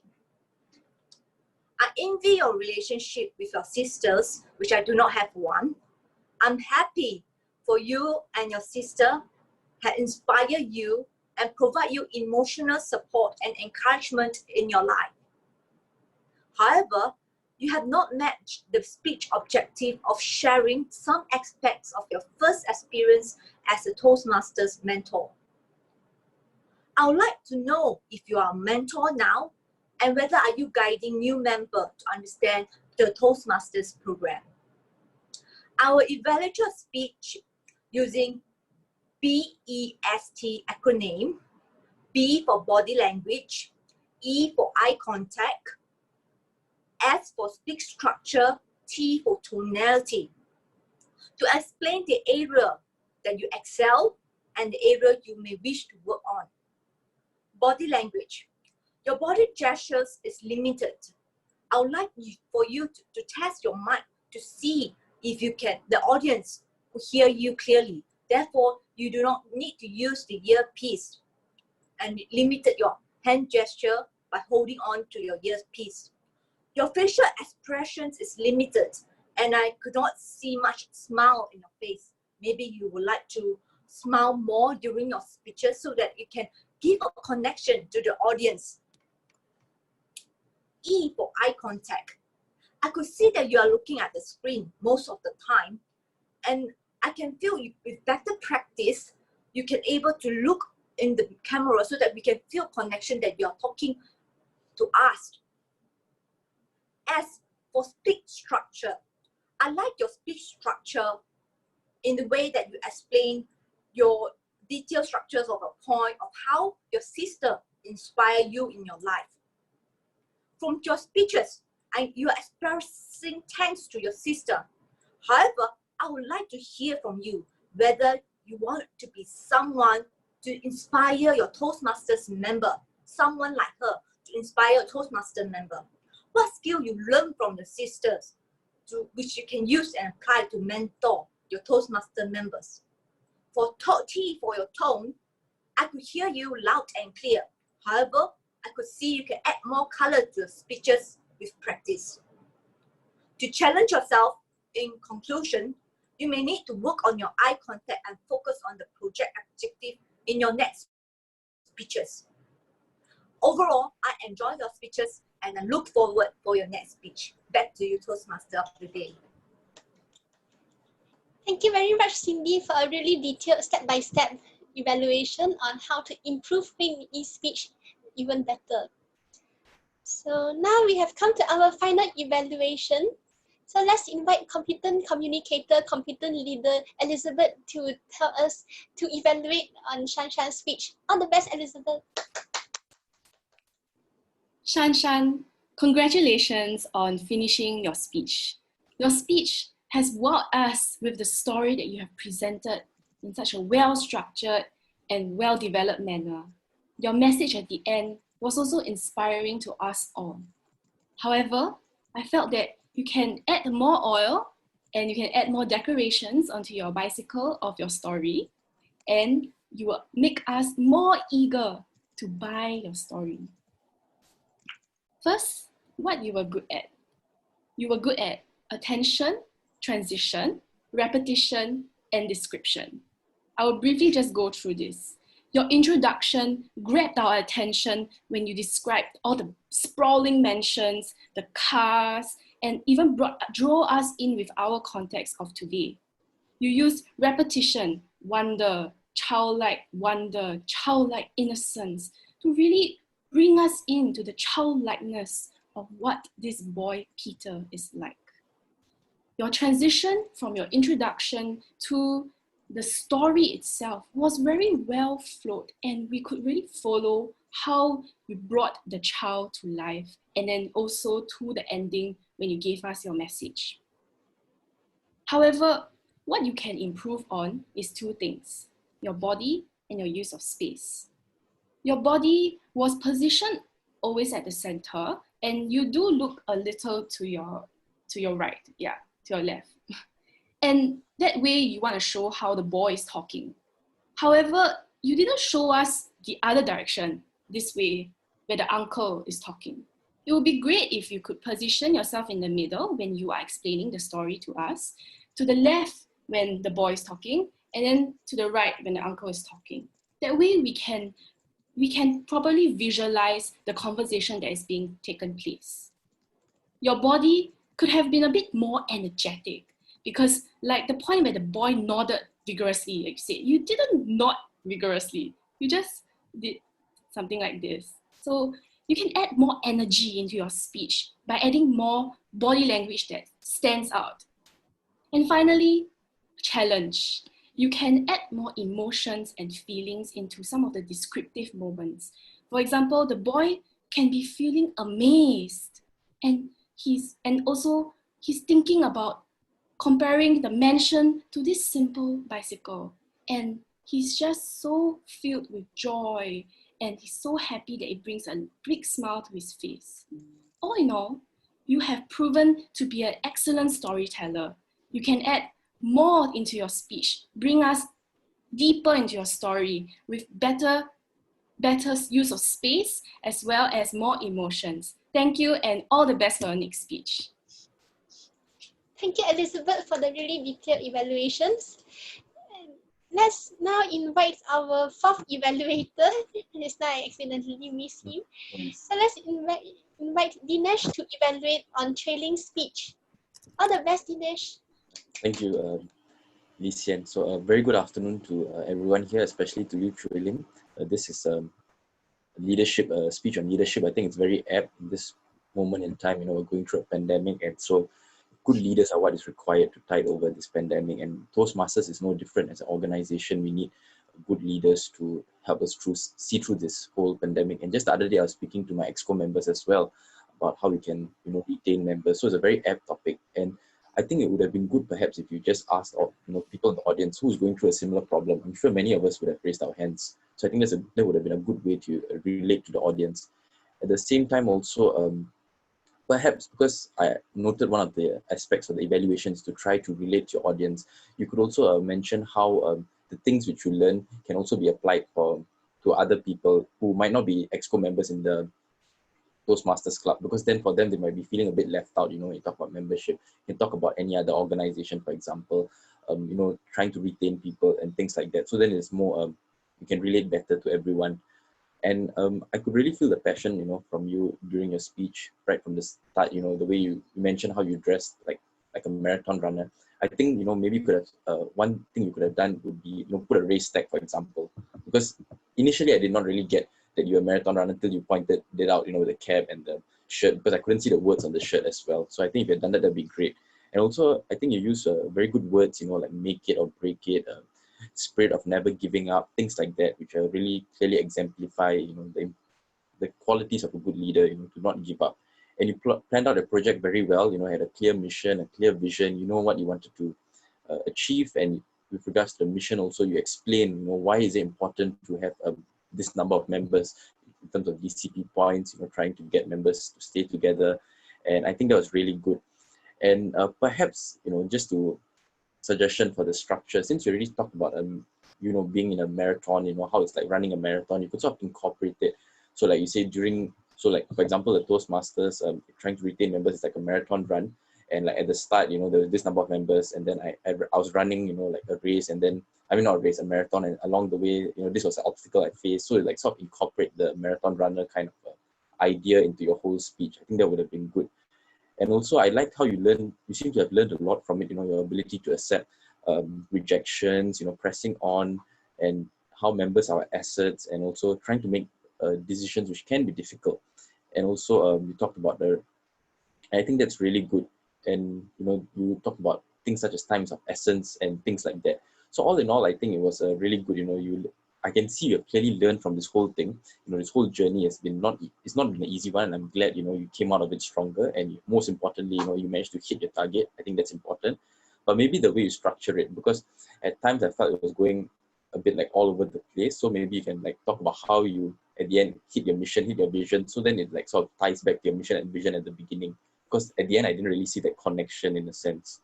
And just a suggestion, maybe like to challenge you would be trying to work on like using a Zoom for presentations. Because at one point, I remember the presentation went off, and then later when you came back on, actually, I think you might not have noticed, you managed to share your screen, but it was of something else. It wasn't of the presentation. So I think it's a difficulty I face personally as well, because Zoom is a new platform. So I think it would be good if you could just test it out before, and perhaps just leave the presentation on throughout instead of like taking it out and putting it back on. So I think, yeah, all in all, it's a great speech, and I look forward to hearing your next speech. Thank you. Thank you very much, Dinesh, for the very encouraging evaluation. And now we have come to the end of group 2. So for the group 3 speakers, please be on standby. The group 3 speakers are Raja, who will be evaluated by Chowdhury, Tisian, who will be evaluated by Raja, Vikana, who will be evaluated by Elizabeth, and Elizabeth will be evaluated by Alicia. So we are going for a 5-minute break, and see you all soon. Bye-bye. Dinesh, thank you very much for your evaluation. Oh, no problem, Chuling. Thank you for giving me the opportunity. Thank you.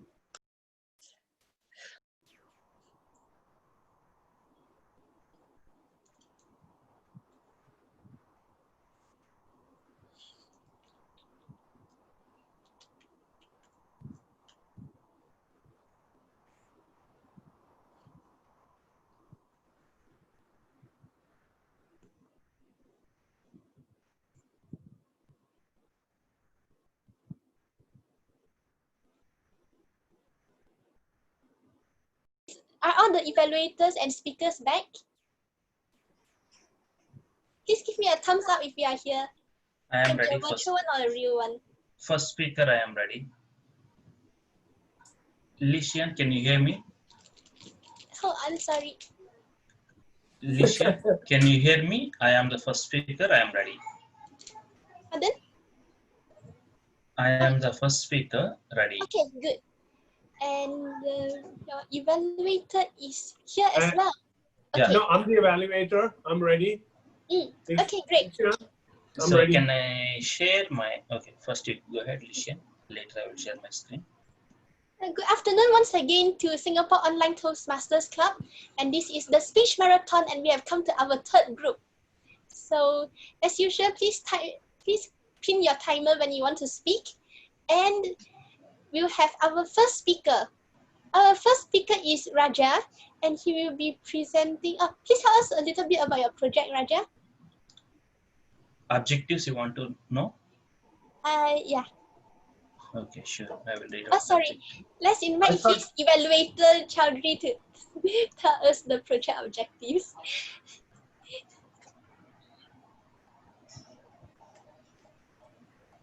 Good afternoon, everyone, or good day to you. Raja is going to be presenting today.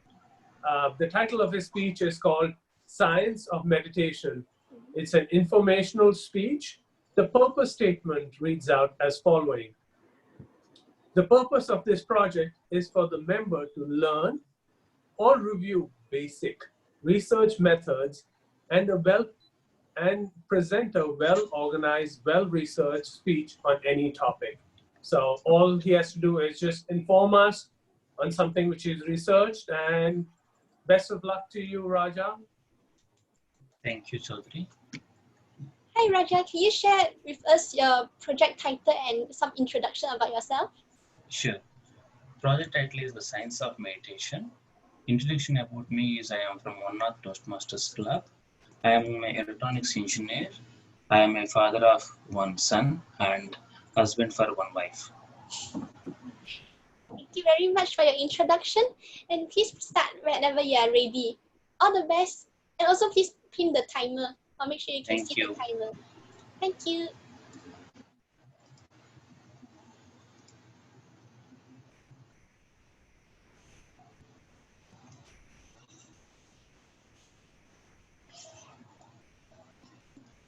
Can you able to see my screen? Yes, I can see your screen and hear you. Timer, you can start. Good afternoon all. Today I would like to, because of the corona, many of us are working from home and it's like really stressful life. What I understand from 2 months of working from home is, I think me and my wife will kill each other before virus does. Nowadays I'm really thinking of what is the life. I read many articles and what I found out is the best answer is, if you sleep on the flowers, it is called first night. If the flowers sleep on us, it is called the last night.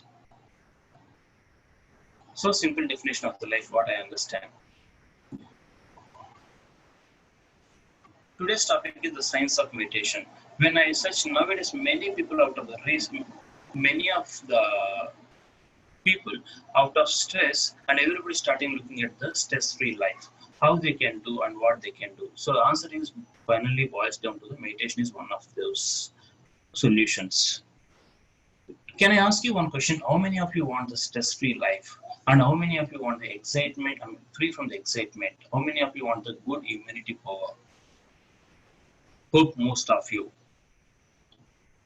So let us see really how the meditation will help you or not help you.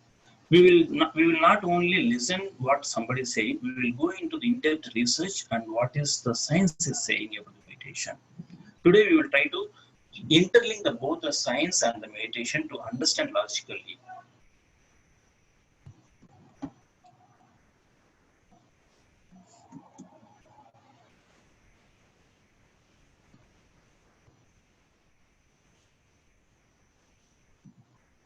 Still I cannot wait. Okay, I went to the second slide. Nowadays, meditation is becoming more popular in many countries, like Europe and US also. It attracts many people from the different walks of their life, like children, students, working professionals, and patients, senior people.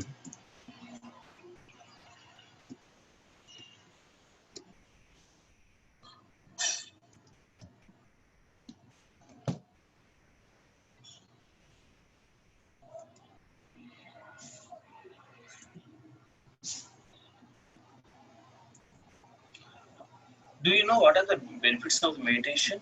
Benefits of meditation is it regulates, it really gives the stress-free life, anxiety-free life, and it improves your immunity, it improves your focus, it improves your relation, it improves that love with the surrounding people.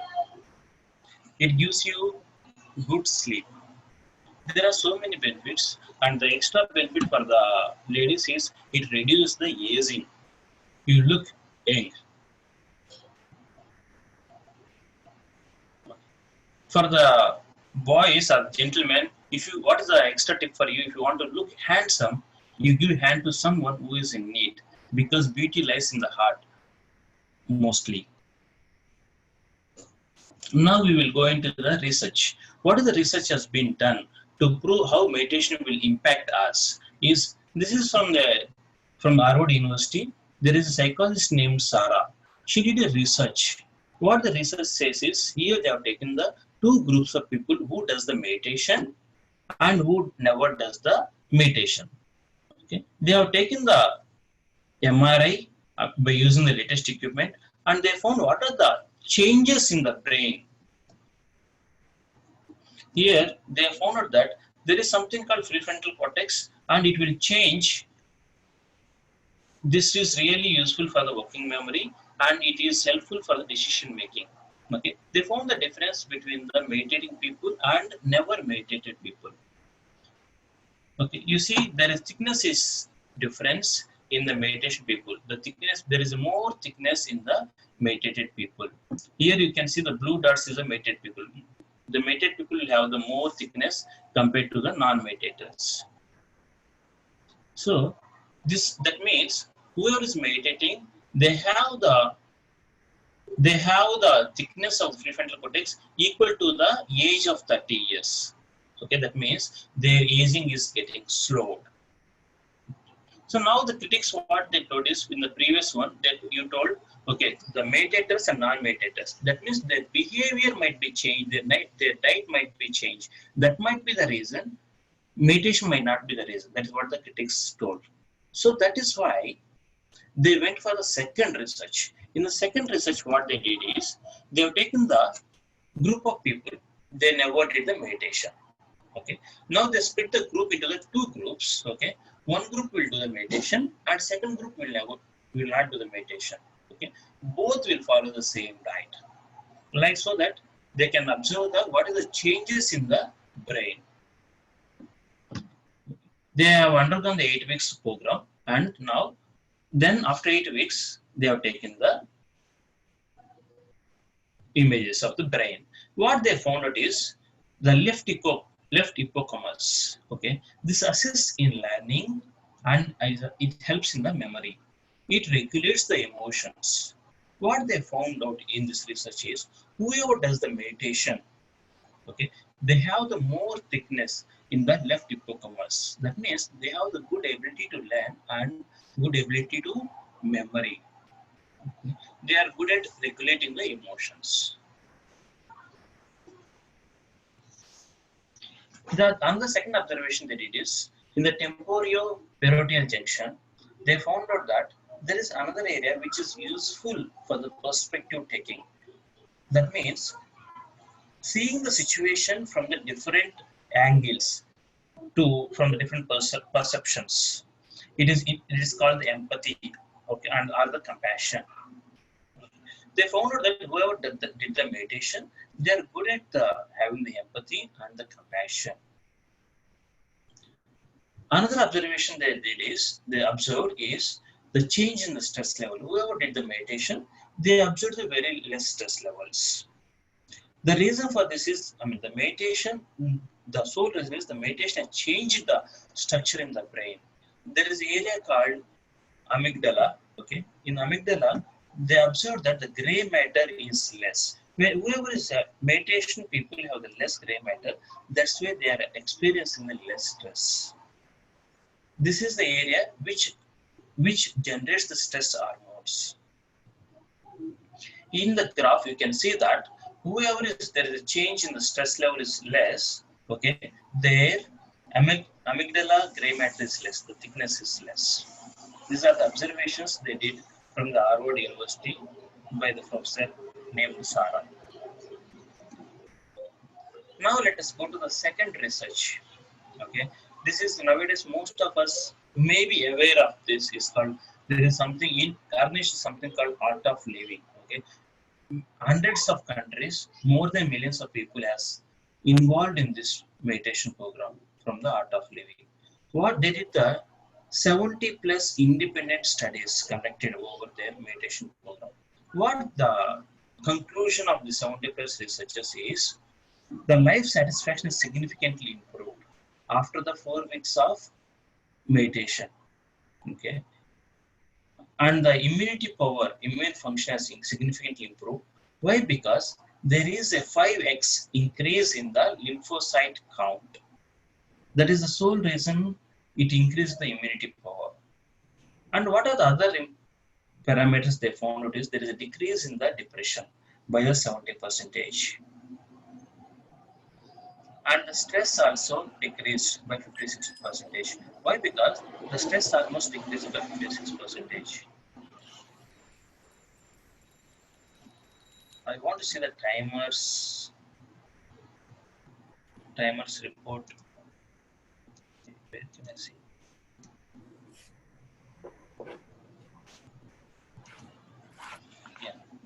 9 minutes. So finally, what is said is this meditation will improve the quality of the life in the different angles, the health, mind, and the spirit. Over to Toastmaster. Thank you. Thank you very much, Raja, for telling us the science of meditation and also how it will benefit us. So our next speaker is Li Xian. She will be presenting her advanced project 5, instructing on the internet from the communicating on video manual. Let's invite her evaluator, Raja, again to tell us the project objectives. Sure.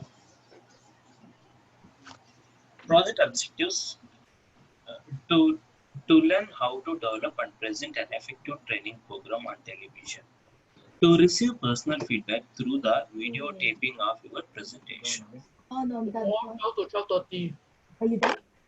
My laptop, please. I need to update the client.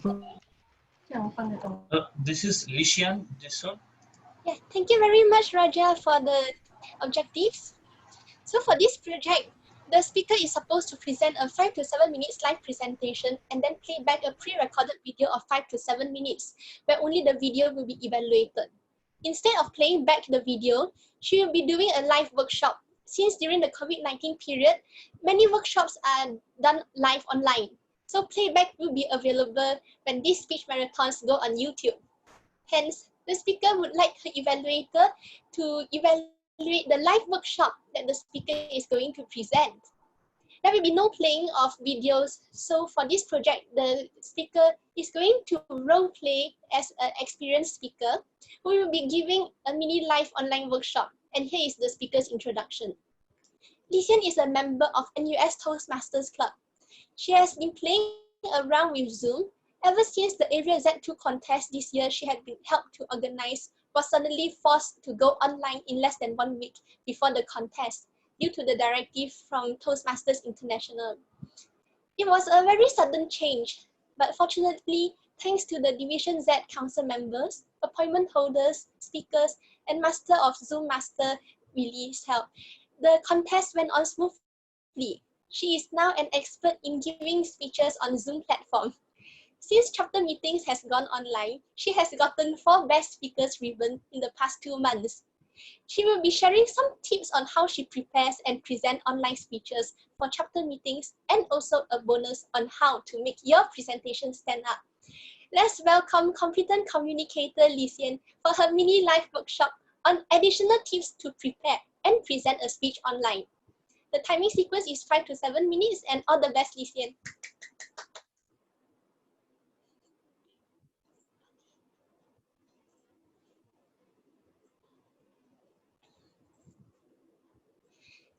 Thank you, TMD. Good morning, good afternoon, and good evening to Toastmasters and guests around the world. I am Li Xian, and welcome to my live stream video on some additional tips to prepare and present a speech online. In terms of speech preparation, I am sure many of the Toastmasters are very familiar at it, and there are already so many online workshops organized by experienced Toastmasters. In fact, the preparation of giving a speech online includes most things you already do for preparing a speech that will be presented in a physical setting, such as speech crafting, gestures, and vocal variety. Therefore, I will be sharing only on the changes and additional things you need to look out for when preparing and presenting your speech online. During online chapter meetings and club contests, have you noticed that some speakers had unexpected cracking and muffled audio, freezing of videos, and even no videos at all? When things like this happen, the audience could not receive the speech message properly. Evaluators could not be able to provide holistic recommendations, and most importantly, you lose a chance of getting better feedback, proper feedback to effectively improve your speech. Therefore, the key to good online speech experience is to do something that I call the 3 R's rehearsal. For a normal speech, you may practice in front of a mirror. However, for online speech, you are able to simulate the whole presentation environment. After all, you are presenting in your own house, using your own computer, camera, internet connection, with your own speakers, and your own microphone. Therefore, the 3 R's rehearsal is to do something that I call the 3 R's rehearsal. For a normal speech, you may practice in front of a mirror. However, for online speech, you are able to simulate the whole presentation environment. After all, you are presenting in your own house, with no audience reaction, just like an actual presentation, as most of the time, your audience mic will be muted and the videos will be turned off when you speak. So in this video, I am going to introduce the 3 R's rehearsal cycle. This cycle starts with record your speech, followed by review, when you play back and evaluate your speech, and then revamp it. Finally, you record your speech again. The whole process continues until you are satisfied with your presentation, or you run out of presentation time or preparation time. So let's go into the details. For record, no matter what online platform your online chapter meeting is on, I recommend practicing on one that you can record yourself and play back later. One platform you can do this is, of course, Zoom, where you can host a meeting yourself and then press the record button when you are ready to start the presentation. And after that, you just need to end call and wait for the video to be loaded into your device. As this is a recording of what Zoom has captured using your internet, it tells you exactly how you would sound to the online audience. Next, we go to review. This is to check whether you sound good and you look good. Here are some important areas to check. Firstly, is the connection problem. If your video is laggy and your audio is breaking up in the recording, it indicates that your connection is unstable. Perhaps you can try moving closer to your Wi-Fi router, or if your connection is still unstable, you can consider using your mobile data plan, or even use your mobile phone instead. Next, this is what I call the framing. Undeniably, you sound and look more confident when you have good posture and good eye contact. Some speakers stand while some sit during their speeches, and both are okay. But even if you are sitting, sit up straight so that you feel more confident and you sound more confident too. Next, ensure that your audience can see your head and at least some of your shoulders, not just your head, as this looks really awkward. If your camera is placed too low, you'll get a double chin and too much ceiling, which is not very flattering. Therefore, you have to ensure that your camera is aligned to the height of your eyes for the best visualization. For good eye contact, you usually look at your audience. But if you do so in an online presentation, you look like this. It's as if you are looking down. Therefore, remember to look straight into the camera so that your audiences will feel that you are looking straight into their eyes. In essence, good framing will allow audience to sense the speaker's body language, gestures, and also they can get the message, most of your speech message as well. So thirdly, you come to the location, which is very important too. Ideally, you need to look for a quiet place with a neat backdrop. This is usually a wall or a plain backing without people and animals moving behind you. This is to reduce audience distraction. Venue selection is something very new, as usually the speaker do not need to worry about the venue themselves. Having virtual backgrounds is a great method to have a decent backdrop instantly, but it depends on the online platform, device, and compatibility. If you are using a virtual background without a green screen like this, do test out whether your gestures work well. For example, I must be aware that if I move my hands too far, they'll just disappear in the screen. So now, after you have identified areas of improvement, make appropriate changes to revamp your speeches. After that, apply and repeat the 3 R's again for your speech and record on Zoom. Now, here comes a bonus tip. If you are getting familiar with Zoom virtual backgrounds and your device is compatible, use it to make your speeches more exciting. When presenting on slides, you may consider turning your slides to virtual backgrounds instead. I personally prefer this method as in what I've been showing throughout the video, since this presentation method tends to take away the attention from speakers themselves if you use the PowerPoint presentation. You can even try adding sound effects or even animations whenever appropriate, which adds some fun element into your speech. In conclusion, to ensure that you you present a well online presentation, apply the 3 R's rehearsal. I hope these tips will bring your online speeches to another level, and all the best in your next speeches. Thank you very much, and back to you, TMD.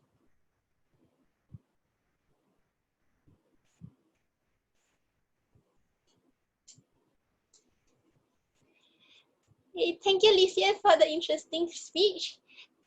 And if you all want to look for the workshop again, you can go back to the YouTube and it will be posted sometime soon. Okay, now we move on to the third speaker. Let me check. Okay.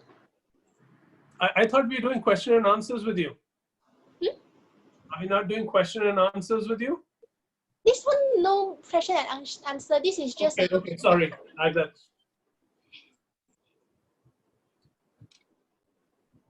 Okay.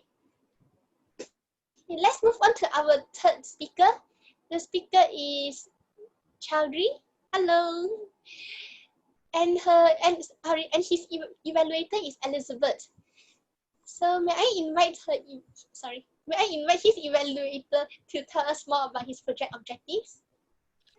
Hi, Chaudhry. So today you're doing your read aloud speech from your specialty speeches manual. Your objectives are arrive at an understanding of the elements that comprise oral interpretation and how it differs from preparing and giving a speech. Learn the preparation or planning techniques of effective interpretation. Learn the principles of presentation and develop skill in interpretive reading with regard to voice and body as instruments of communication. You have 12 to 15 minutes. Good luck. Thank you, Elizabeth. May I invite Chaudhry to share us more about his project title and an introduction?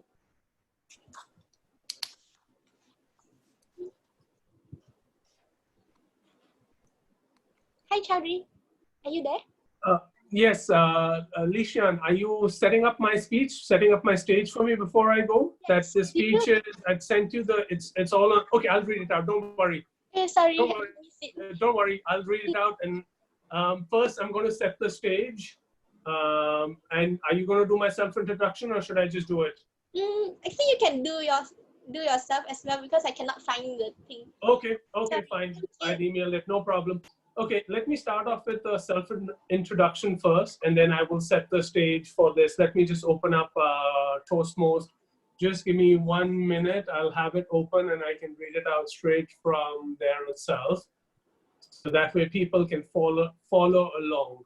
Okay, for self-introduction, Vikaran says he lives in the moment and says that nothing ventured, nothing gained. So that's my self-introduction. A quick setting of the stage or prelude to the speech itself. The speech, which is going to be presented by Vikaran, is called Tryst with Destiny.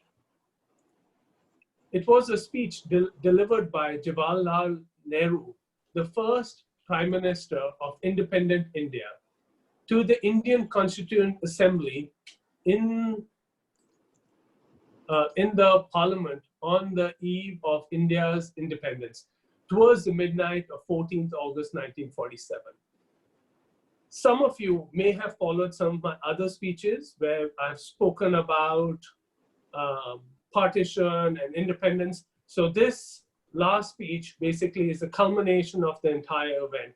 And this is the address to the Parliament, which the first Prime Minister ended up doing. So I'm going to go ahead and start on my speech. So if I just need to get my timer up. Just give me 1 second. Vikana, the timing is what, 5 to 7 minutes? No. The timing is, I think, 12 to 15. 12 to 15, huh? Okay. Yes. But hang on, I reset the timing first. Yeah, no problem. Take your time. 12. So it's 12. What? 12, 13, 15? Yeah, that'll work. Okay, 12, 13, 15 then.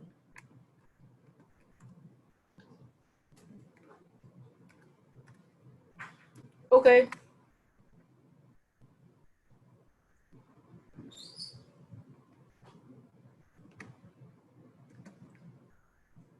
Long years ago, we made a tryst with destiny.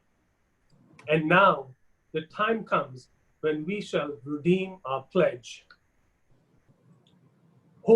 Not wholly or in full measure, but in very substantially. At the stroke of midnight hour, when the world sleeps, India will awake to a life and freedom. A moment comes, which comes, but rarely in history, when we step from our freedom. I'm sorry, when we step out from the old to the new. When an age ends, and when the soul of a nation, long suppressed, finds utterance. It is fitting that at this solemn moment, we take the pledge of dedication to the service of India and her people, and to the still larger cause of humanity. At dawn of history, India started on her unending quest, and trackless centuries are filled with her striving and her grandeur of her success and her failures. Through good and ill fortune alike, she has never lost sight of the quest of the forgotten. The ideals which gave her strength. We end today a period of ill fortune, and India discovers herself again. The achievement we celebrate today is a step, an opening opportunity to the greater triumphs and achievement that await us. Are we brave enough? Oh.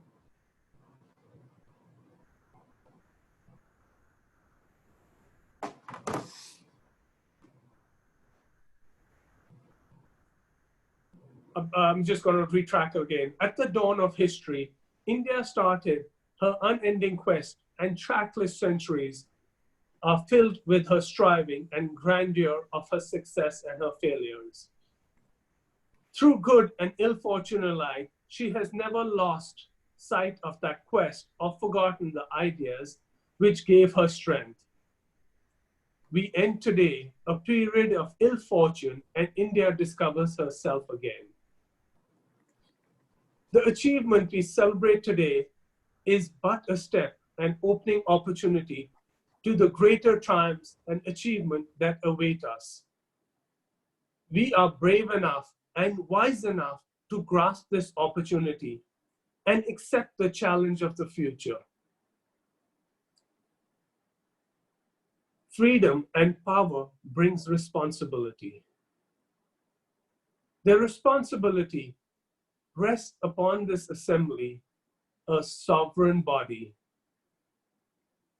representing the sovereign people of India. Before the birth of freedom, we have endured all the pains of labor. Our hearts are heavy with memory of this sorrow. Some of those pains continue even now. Nevertheless, the past is over, and it is the future that beckons us now. That future is not one of ease or resting, but of incessant striving, so that we may fulfill the pledges we have so often taken, and one we shall take today. The service of India means the service of millions who suffer. It means ending of poverty and ignorance and disease and inequality of opportunity. The ambition of the greatest man of our generation has been to wipe every tear from every eye that may be beyond us. But as long as there are tears and suffering, so long our work will not be over. And so we have to labor and to work hard to give reality to our dreams. Those dreams are for India, but they are also for the world. For all the nations and people are too closely knit together today for any one of them to imagine that it can live apart. Peace has been said to be indivisible. So is freedom. So is prosperity now. And so also is disaster at this one world that one can no longer be split into isolated fragments. To the people of India, whose representatives we are, we make an appeal to join us with faith, with confidence, and in this great adventure. This is no time for petty and destructive criticism. In no time for ill will or blaming others. We have to build the noble mansion of free India, where all her children may dwell. The appointed day has come, the day appointed by destiny. And India stands forth again. Long slumber and struggle await, vital and free and independent. The past clings to us still in some measures. We have to do much before we redeem the pledge we have so often taken. Yet the turning point is past. History begins anew for us. The history we shall live and act and others will write about. It is this fateful moment for us in India and for all of Asia and for the world. A new star rises, the star of freedom in the East. A new hope comes into being. A vision long cherished materializes. May the star never set and that hope never be betrayed. We rejoice in that freedom, even though clouds surround us and many of our people are sorrow-stricken and difficult problems encompass us. But freedom brings responsibility, burdens, and we have to face them in the spirit of free and disciplined people.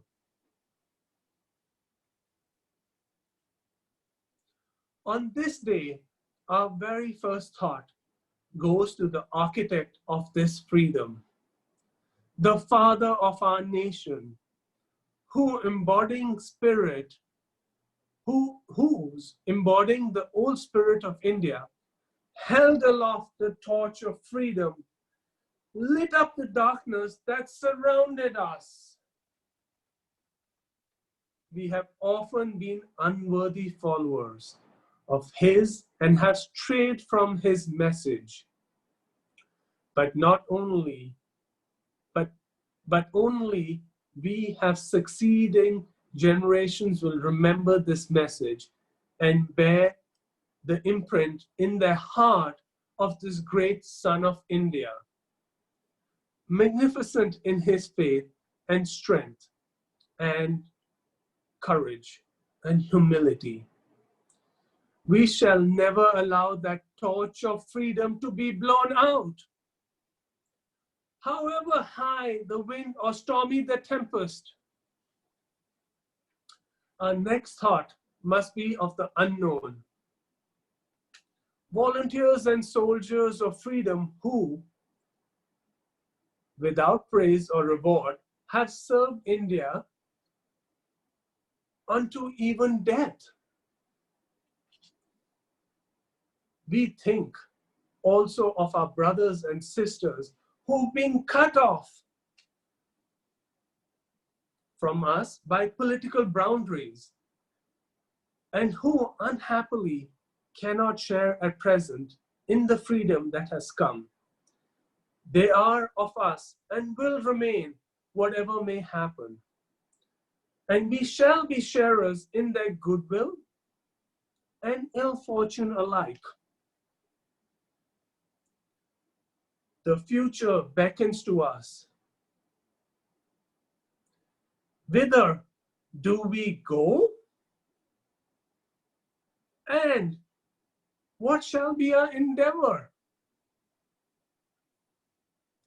To bring freedom and opportunity to the common man, to the peasants and workers of India, to fight and end poverty and ignorance and disease, to build up a prosperous, democratic, and progressive nation, and to create social, economic, political institutions which will ensure justice, fulfillment of life to every man and woman.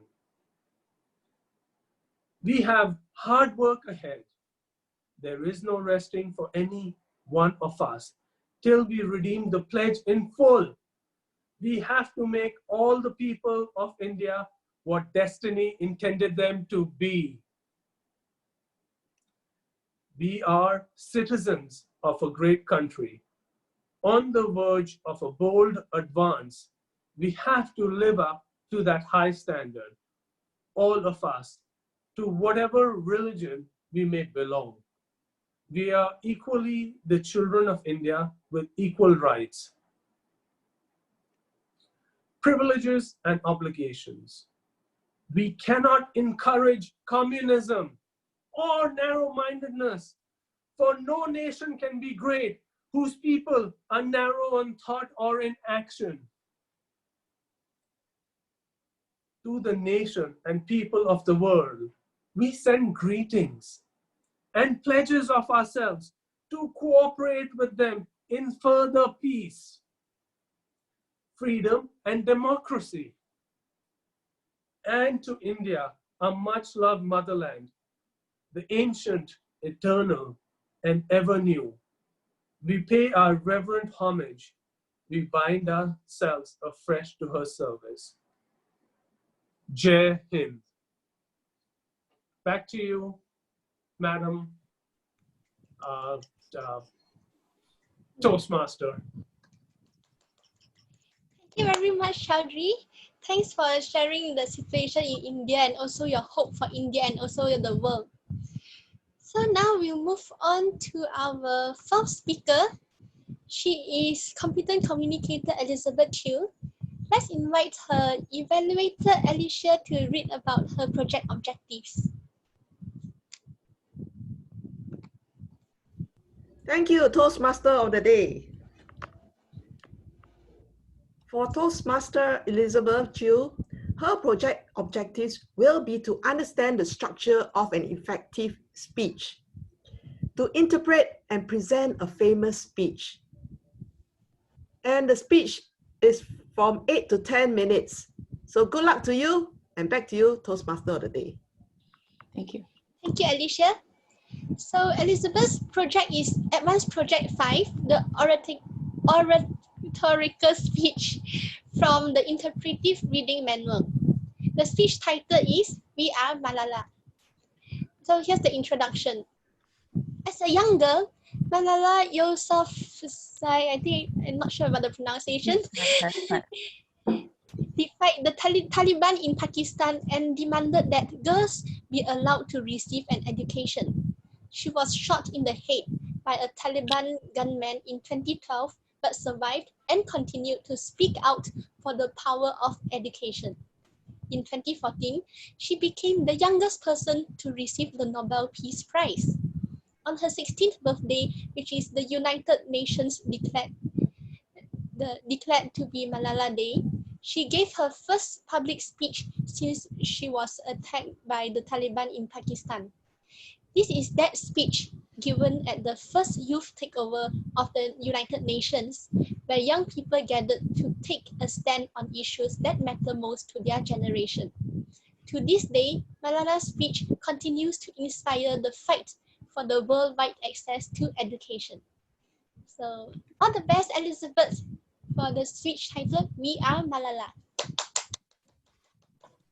The timing sequence is 8 to 10 minutes, right?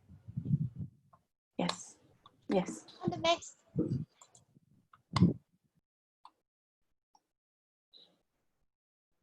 Give me a moment, sorry.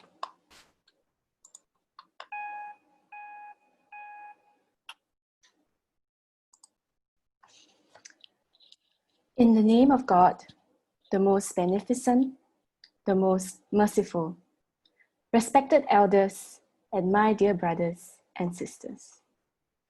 Today, it is an honor for me to begin speaking again after a long time. I do not know where to begin my speech. I do not know what people would be expecting me to say. But first of all, thank you to God, for whom we are all equal. And thank you to every person who has prayed for my fast recovery. I cannot believe how much love people have shown me. Dear brothers and sisters, remember one thing. Malala Day is not my day. Today is the day of every woman, every boy, and every girl who have raised their voice for their rights. There are hundreds of human rights activists and social workers who are not only speaking for human rights, but who are struggling to achieve their goals of education, peace, and equality. Thousands of people have been killed by terrorists, and millions have been injured. I am just one of them. I speak not for myself, but for all the girls and boys. I raise my voice, not so that I can shout, but so that those without a voice can be heard. Dear friends, on the 9th of October 2012, the Taliban shot me in the left side of my forehead. They shot my friends as well. They thought that bullets would silence us, but they failed. And then out of that silence came thousands of voices. The terrorists thought that they would stop our ambitions, but nothing changed in my life except this: weakness, fear, hopelessness died. Courage, strength, and power was born. I am the same Malala. My ambitions, my hopes, and my dreams, they are all the same. I am not against anyone. I do not even hate the Talib who shot me. Even if there is a gun in my hand and he was standing in front of me, I would not shoot him. This is the compassion that I have learned from Muhammad, Jesus Christ, and Buddha. This is the legacy of change that I have inherited from Nelson Mandela, Martin Luther King, and Muhammad Ali Jinnah. This is the philosophy of non-violence that I have learned from Gandhiji, Baka Khan, and Mother Teresa. And this is the forgiveness that I have learned from my mother and my father. This is what my soul is telling me.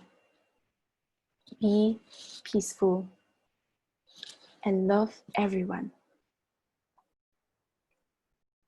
Dear sisters and brothers, we realize the importance of light when we see darkness.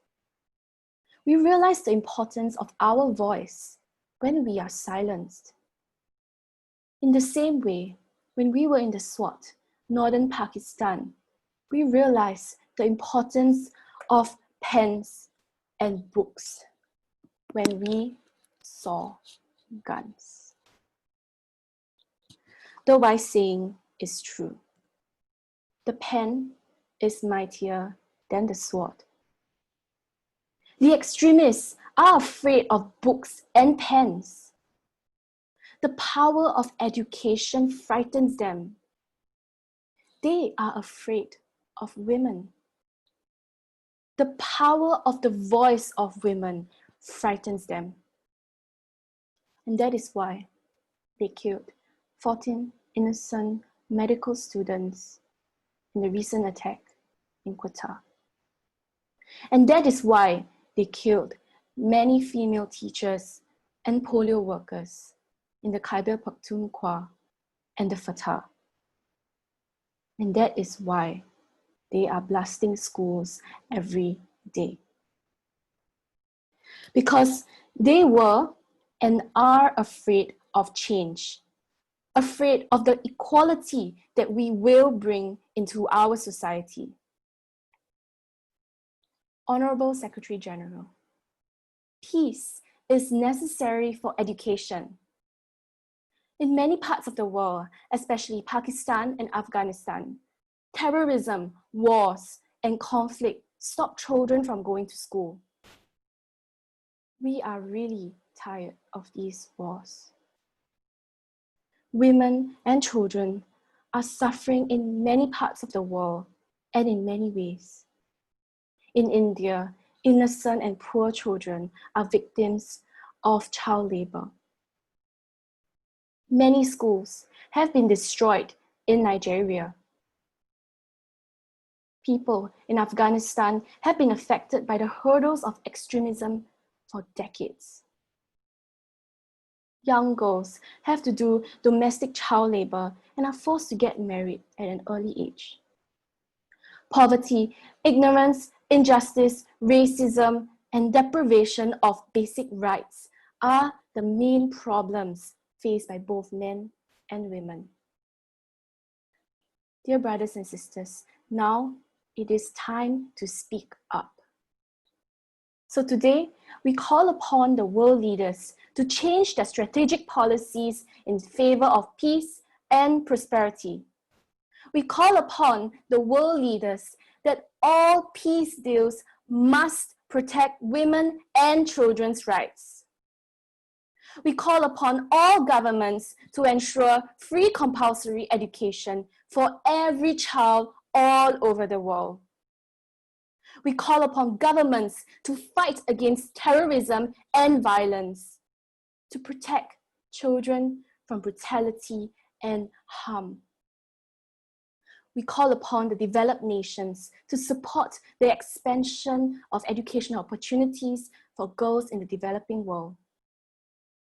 We call upon all communities to be tolerant, to reject prejudice based on caste, creed, race, sect, religion, or gender. We call upon our sisters around the world to be brave, to embrace the strength within themselves and realize their full potential. Dear brothers and sisters, we will continue our journey to our destination of peace and education for everyone. No one can stop us. We will speak for our rights and we will bring change through our voice. Our words can change the world because we are all together, united for the cause of education. And if we want to achieve our goal, then let us empower ourselves with the weapon of knowledge, and let us shield ourselves with unity and togetherness. Dear brothers and sisters, we must not forget the millions of people suffering from poverty, injustice, and ignorance. We must not forget the millions of children out of schools. We must not forget our sisters and our brothers who are waiting for a bright and peaceful future. So let us wage a global struggle against illiteracy, poverty, and terrorism. Let us pick up our books and our pens. They are our most powerful weapons. One child, one teacher, one book, and one pen can change the world. Education is the only solution. Education first. Thank you. Thank you very much, Elizabeth, for sharing the message of hope from Malala. And now we have completed the 4 speakers for Group 3. So now let us move on to the evaluation segment. I would like to invite, hold on. Is this the, did I miss any speakers? Anyone who is supposed to be speaking? No, okay. So I'll move on to the evaluations. So let's invite Mikana to evaluate Raja's speech. Mikana, you are like this. It should have turned. Hold on. Yeah, it's turned now. Okay. You look good. Okay. Please pin the timer, and the timings is 2 to 3 minutes. All the best. Good evening, fellow Toastmasters and Raja. Today, you were speaking on researching and presenting, and your speech title was The Science of Meditation. I'm going to quickly evaluate you on a couple of areas. First of all, I wanted to say I loved how you opened up your speech with some humor. That does help draw people in and relaxes them. Not only does it do that, it allows them to flow with you. After that, you had another joke, which I think some people may have missed, some people may have got, because I think it's kind of a little bit more geographic sensitive than anything else. In my evaluation of what I'm going to be talking to you about, I'm going to do it in a method called relax, as that's what meditation is about. So the first portion of relax was your research. You presented us a significant amount of research where you showed us certain data, you showed us what was being done with subjects and what was being done with people who are taking like a placebo or who are not part of the study. E for part, next is E. What I would have liked you to also share with us would have been what the elevated sense of being you get after you have actually got into the meditation role. I know you showed us graphs where people's, was it hippocampus or thalamus or one of those brain parts had become slightly thicker, but would have maybe had certain lines or excerpts from certain people just sharing what they felt. L, you made us laugh at the start, which is good.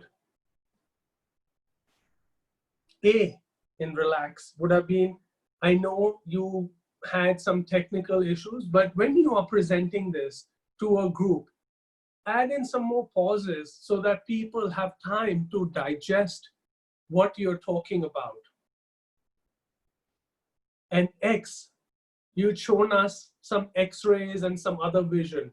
what I would have actually liked in a presentation of such as this, where you're talking about meditation, the science of relaxation, is maybe just take a quick 30-second and just show what it can do. Yes, you've shown us how you can research, you've shown us how you can present, but just put that into action and have people relax. So overall, an excellent job done by you, Raja. I hope you have started on your meditation journey, and here's Om to you. Back to you, madam. Thank you very much. Thank you very much, Vikana, for the very encouraging evaluations. Now we move on to our second evaluator, Raja, to evaluate on Lisian's speech. All the best, Raja. Please pin the timer. Can you hear me? Yes, I can hear you. All the best. Thanks, Vikana Chaudhary, for evaluating me. So let's go to the next segment, is to evaluate the Lisian. Thanks, Lisian, for a wonderful speech, which is really helpful, and it is the timely speech for a current situation. Okay, you got the people's attention, you got the people's need, what is the current need because of the COVID situation, and you need to move to the online. You really told us what is the need, and based on the need and the challenge, you showed us a solution. Solution is like 3 R's: record, review, revamp. And for the solution, how to implement, you showed us the how to implement it, and you showed visually the impact of those solutions. How, like for example, you told us to look at the camera and position properly the camera at the eye level. You showed us like if you put it down, how it looks like, if you put it up, how it looks like. So you clearly showed practically how it looks like. Even regarding the backdrop also, you showed 2 different varieties, like the plain backdrop or the online backdrop or some other way. You showed with the different examples, and each what is the advantage, what is the disadvantage. That is really, you showed us the vivid pictures. Vividly, you showed us to visualize what is the impact of the each choice. And then you told us to record and review. Here is the key point, is that when you record and review, you showed the key, you told us how it really looks online. And you showed us you told us the solution, like if the bandwidth is not enough, you go for other solutions like the mobile data connection. At the end, you already added the fun element by showing us the fancy backdrop, fancy colors, which is really which youth likes. Okay, there is the fun element in the speech. And to challenge yourself, what you can do is to engage the audience in the start or at the middle. Because this really, you can ask some questions to engage the audience. Okay, what I observed is your hands are moving. I can observe your shoulders are moving like this, but your hands I cannot see. When I can see the hands only when you up the hands. So at that time I thought, okay, you can stop the shoulder movement, or you can show us the hands fully.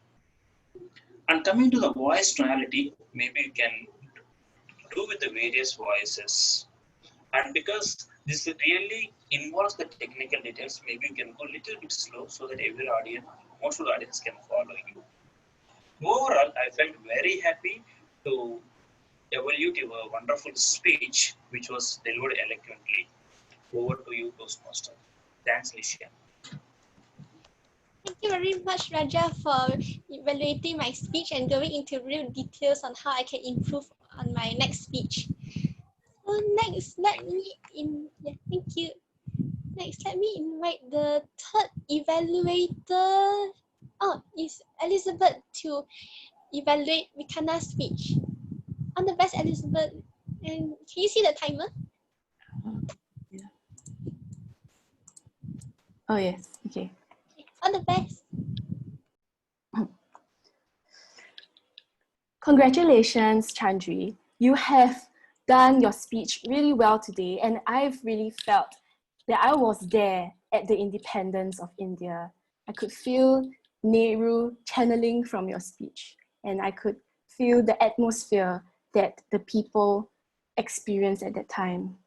That is because you have done certain things really well for this read aloud speech, but you can always improve and get us more in line with what you are saying, especially not all of us knows the context well. And that is how you can improve in your speech. First, what you have done well. You have gave us very expressive speech with your own flavor inside. That's why it's a specialty speech. That flavor was incorporated with your use of selective eye contact as well as specific body language at key areas of your speech. I could see how you highlighted certain key points that you really felt a lot about with your body language. For example, you said, the torch that lit up the darkness. Our hearts are heavy with the memory of its sorrow. And free India, and then you look up. That was a very inspiring moment. I could feel your desire for that freedom. However, you can always improve on it by making us see more variation in your expression. Your expression was quite consistent throughout, and I couldn't see the sorrow when you described sorrow.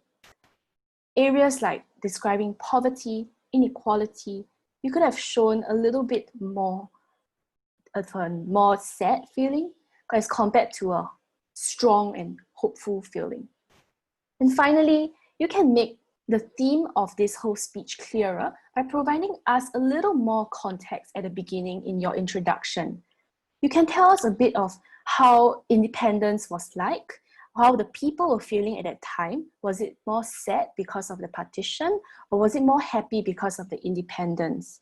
And you could also explain what kind of person Nehru was, so that we can understand how why he written certain things. Finally, you have presented us a very, very cohesive speech, and I really enjoyed it. You did well in body language. However, you can improve by bringing us greater context. All the best for your next speech, and I wish you good luck. Thank you. Thank you, Elizabeth, for a very encouraging speech evaluations. So now let's invite the final evaluator, Alicia Chia, to evaluate on Elizabeth's speech. All the best, Alicia.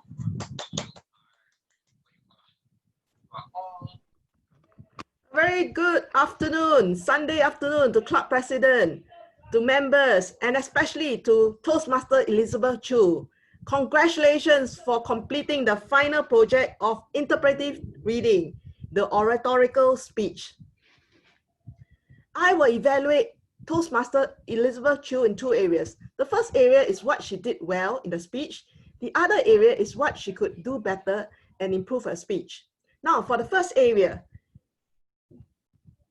Toastmaster Elizabeth Chu has achieved the purpose, the project's objective of this advanced project. And let me share with you how she achieved her project objectives. I've never heard this oratorical speech before, and it's my first time listening to this speech. So I felt that Toastmaster Elizabeth has simulated the speech very well. She came in dressed up as the author of the speech herself. In her traditional dress color, she came with a shawl that a typical, if I'm not mistaken, the author is a Pakistani, right? Yeah, she's a Muslim. A Muslim, okay. So she came with dressed like a Muslim, a shawl, but maybe she could have worn it around her head instead. But I didn't know she was Muslim, so you're forgiven. And our speaker was very comfortable with her speech. I enjoyed her comfortable, passionate speaking style. So I could resonate with the speaker. I felt as though she was the real speaker. And she was able to build rapport with the audience. How did she do it? She did it through her various vocal variety that she used. And the speaker cleverly raised her voice and lowered her voice at very specific points of the speech, such as call upon. We must not forget. Let us, and the ending part with the education. So I could see the audience being gathered and listen attentively. And when she lowered her voice, after she raised her voice, that's even better. We also continued listening. Did she inspire the audience? Definitely, because after I listened to her speech, I realized that education is so important. I wanted to re-listen to her speech again. And she used her good usage of visual props. Her scarf, the pen, the book, she used at one point, and she reiterated at the end of the speech to make a more impactful end to the speech. But one area that she can improve is at the beginning when she said she was shot in the left side of the head, I couldn't feel the emotion. All you need to do is put in more emotion, how you feel as the person being shot in the left side of the head. Then later on, I saw you brought in more emotion through your vocal variety. So all in all, a very good speech. Just add in more emotion at the different points of your speech, and you will be remembered forever. Back to you, Toastmaster of the day. Thank you very much, Alicia, for a very encouraging evaluations. And now we have come to the end of the speech marathon. So thank you very much, everyone, for your participation. And I hope everyone learned a lot from each other. And I know I had a very enjoyable time being as your TMD today. And also I've listened to a lot of wonderful speeches and wonderful evaluations. So thanks for the opportunity. And I think we are done. So thank you and bye-bye. Thank you so much. And Elizabeth, thank you for the evaluation. Really appreciate it. Thank you for our speech. And thank you, Alicia, too, and all the audiences.